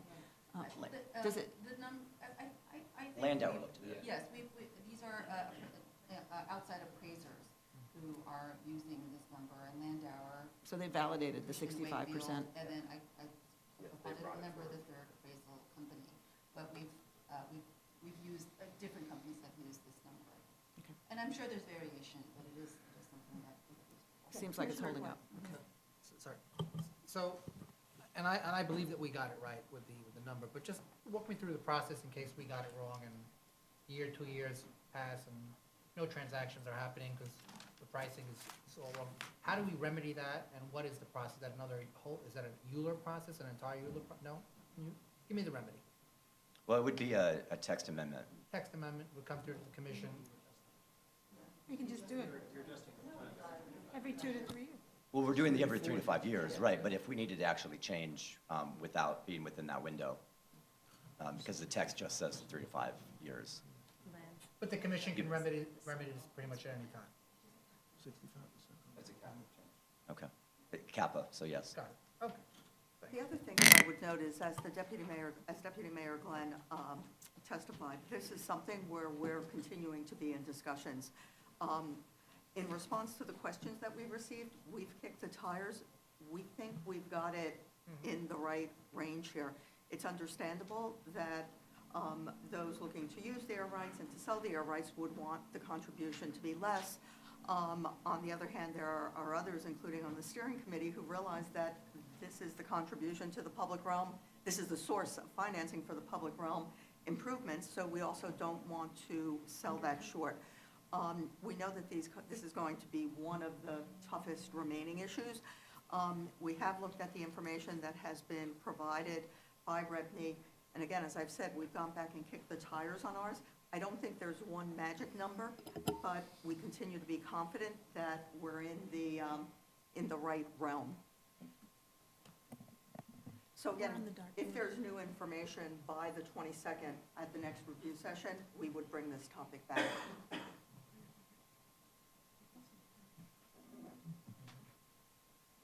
Above-grade improvements. So some have requested that the above-grade public realm improvements be codified in the zoning resolution. However, the East Midtown Steering Committee report requested flexibility for these types of improvements so that we can capture unique opportunities as they arise. Part of the concept plan definition in that report was a frequently updated plan that identifies the range of projects that will be considered for funding. We agree with the flexible approach, especially considering that we expect development to occur over the next 20 years. We've structured the zoning text to codify the types of above-grade improvements that the governing group can fund, and we've required that the governing group maintain a list of improvements, prioritize them, and allocate funds when they become available. We believe that representation from the mayor's office, city council, the Manhattan Borough President, and committee boards 5 and 6 will ensure that future projects receive the proper public review and are appropriate for the area. And furthermore, as part of the design process, DOT will conduct extensive stakeholder outreach and public surveys, hold multiple public workshops, and ultimately present a design to the community board for their review. And this is just DOT's standard procedure. And I want to note that I misspoke. We don't think that this is a major issue at all, that this falls into the realm of a clarification because of the fact that there is this steering group, this robust governance about what exactly will be done. Yes, Commissioner Efron. So who is the "we" when you say the "we"? It's not the department, it's the governing group that will come up with the list? Well, the list has been generated, and it's something that's being studied in the EIS. But the governing group will maintain, we will initially give them the concept plan, which is the material studied in the EIS. Then they will be charged with maintaining that, prioritizing, and funding. But it could be an ever-growing list. In other words, as new, if the idea is to be innovative. So who's generating that? Is it incumbent upon the governing group to come up with it, or will it be somehow a regular review by city planning? I'm just worried about the 5 years out or 10 years out where it falls between the cracks and we have public realm improvements that have proven to be unsuccessful. And we're about to replicate them because that's what we have on the file. So the governing group would be charged with processing all of the new ideas. But if there was something that they had done or that was done elsewhere in the city that was not proved to be an unsuccessful project, we would expect that they would just remove that from the list or just never fund it. But they have the ability to make those changes, which is one of the things that we like about this plan, is that over 20 years we do expect some new concepts to come up. And so we want them to have that ability to act when the funds are available. And then are all of the stakeholders included? For instance, is the public library included in the group? Obviously, a shared street on Library Way would have an impact on how people participate. How are those aired again through the public when they're finally up for evaluation? So when a particular project is identified by the governing group as a concept that they would like to explore further, then that's when DOT would go through their normal process of stakeholder outreach. So in a case where Library Way, then the library would be obviously part of that, but then all of the property owners along that street and the bid in that area, and then obviously the community boards.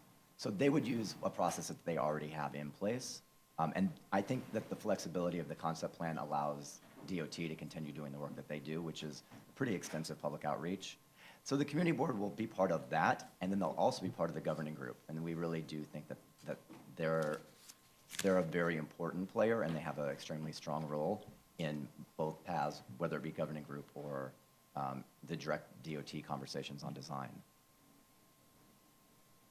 And we thought that codifying it into the text ran counter both to the recommendation of the steering committee, but also to the fact that we're not going to see all of these improvements overnight. And so to give the flexibility coupled with governance to modify, to adapt to how the neighborhood changes or what the needs for above-grade improvements are at the time.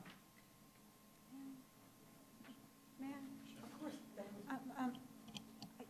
I'm wondering, I think once we talk about the governing pieces, I think some of this will become, I think these concerns are kind of intertwined, right? And I think if some of the concerns that were raised about the governing body kind of ensure that at least one other stakeholder that's not appointed by the mayor approves of things, I think may actually help address some of the concerns about the above grade improvements. So maybe we should kind of circle back to this question once we have the governing body conversation.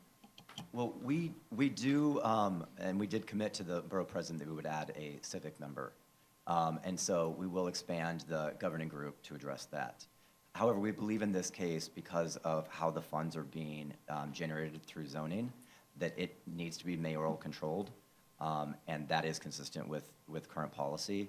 It's different than some of the examples that were brought up, for instance, franchise rules, where there is a different voting mechanism. In this case, because of how the funds are generated and used on public property, we do think that mayoral control is an important part of this.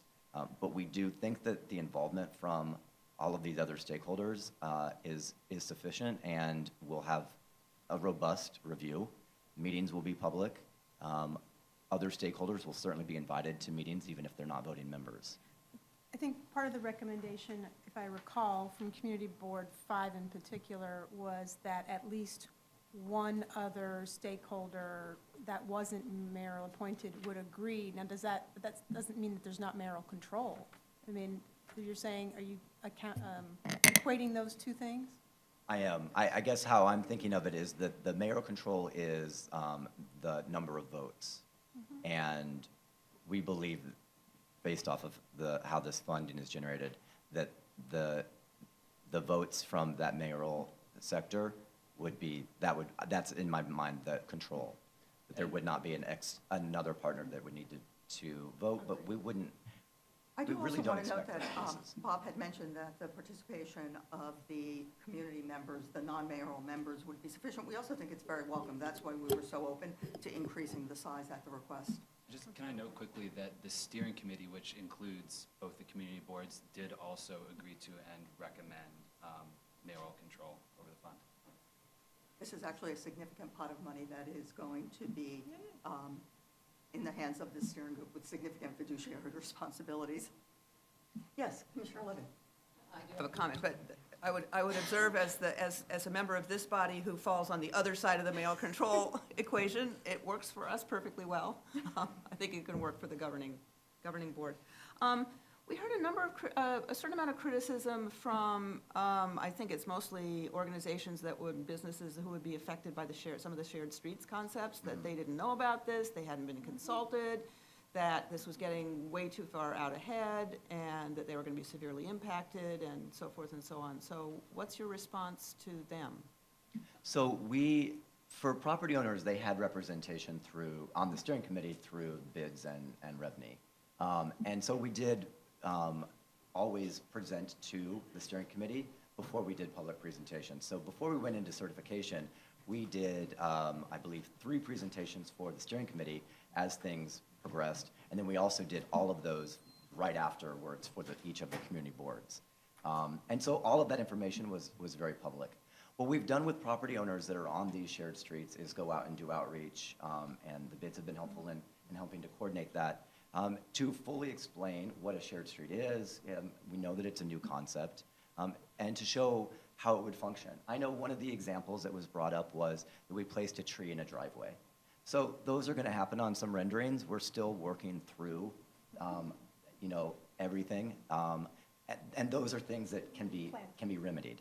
Okay, and Right. those are things that, even if it's more substantive than a tree in a driveway. Right. All of that would be captured by the standard DOT review. Exactly. That would happen anyway. And that DOT review would, especially on shared streets, would really be looking at where all the curb cuts are and looks at delivery times, so it reaches out to property owners, looks at delivery times, when their peak deliveries are, if there's a way to have their deliveries more streamlined, and really has a very big conversation about where their entrances are, how many people use those. And so it is a big conversation. Okay, so the concept plan doesn't displace any of that. Correct.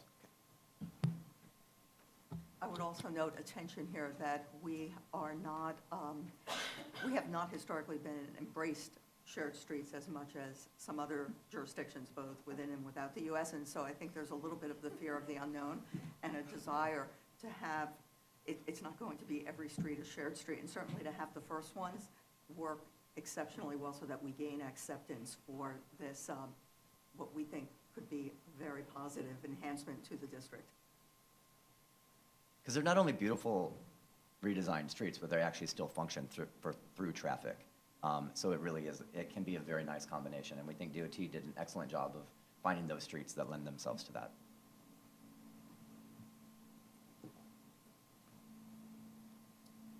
And now we'll discuss the mandatory POPs that has been requested.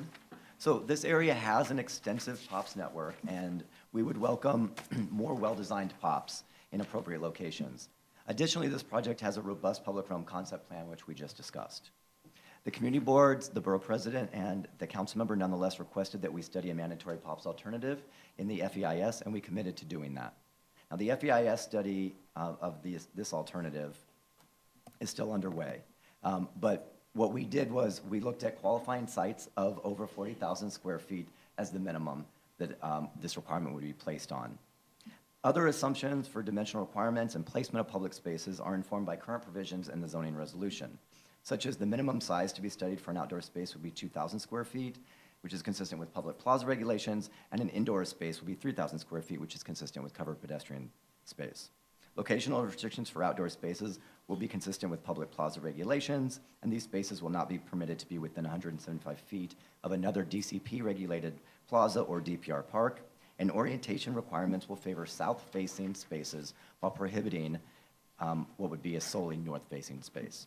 And the district plan regulations will continue to apply which is consistent with the special Midtown District. These include street wall continuity requirements and a prohibition of outdoor spaces within the Grand Central sub-area.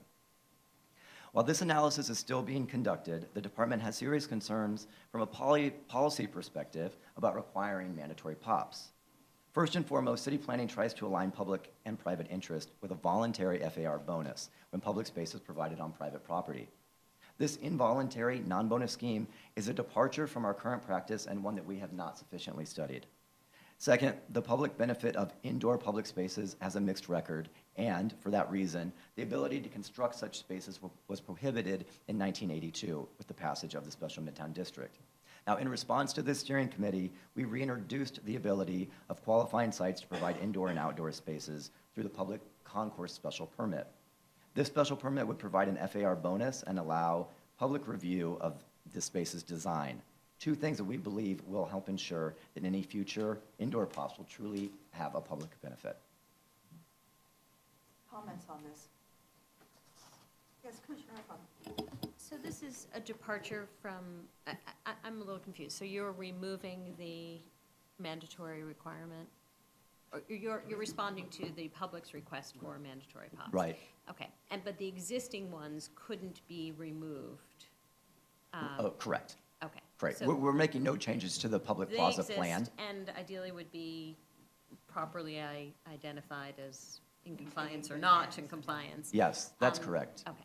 And we have the 37625, which is a plaza redesign that we've seen be very successful, especially as buildings remodel. And we'll continue to work with the property owners in that area. There are 25 plazas, 230,000 square feet of space. So we'll work with those property owners to update that space as they come in. But this is solely a suggestion that had been made Yeah. that any new development would Yes. have to provide a POP. And just for clarity, in the text right now, there is no mandatory POPs. This is just being studied in the FEIS. Yes, Commissioner Levin.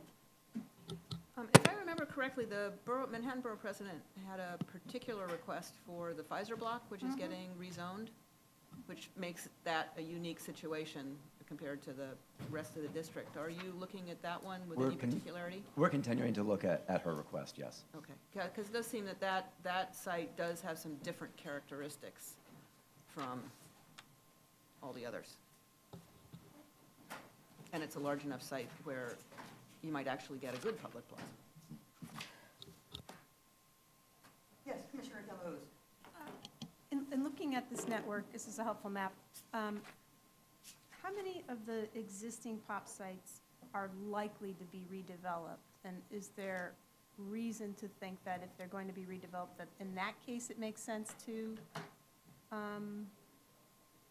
make sure that that area is replaced in some way?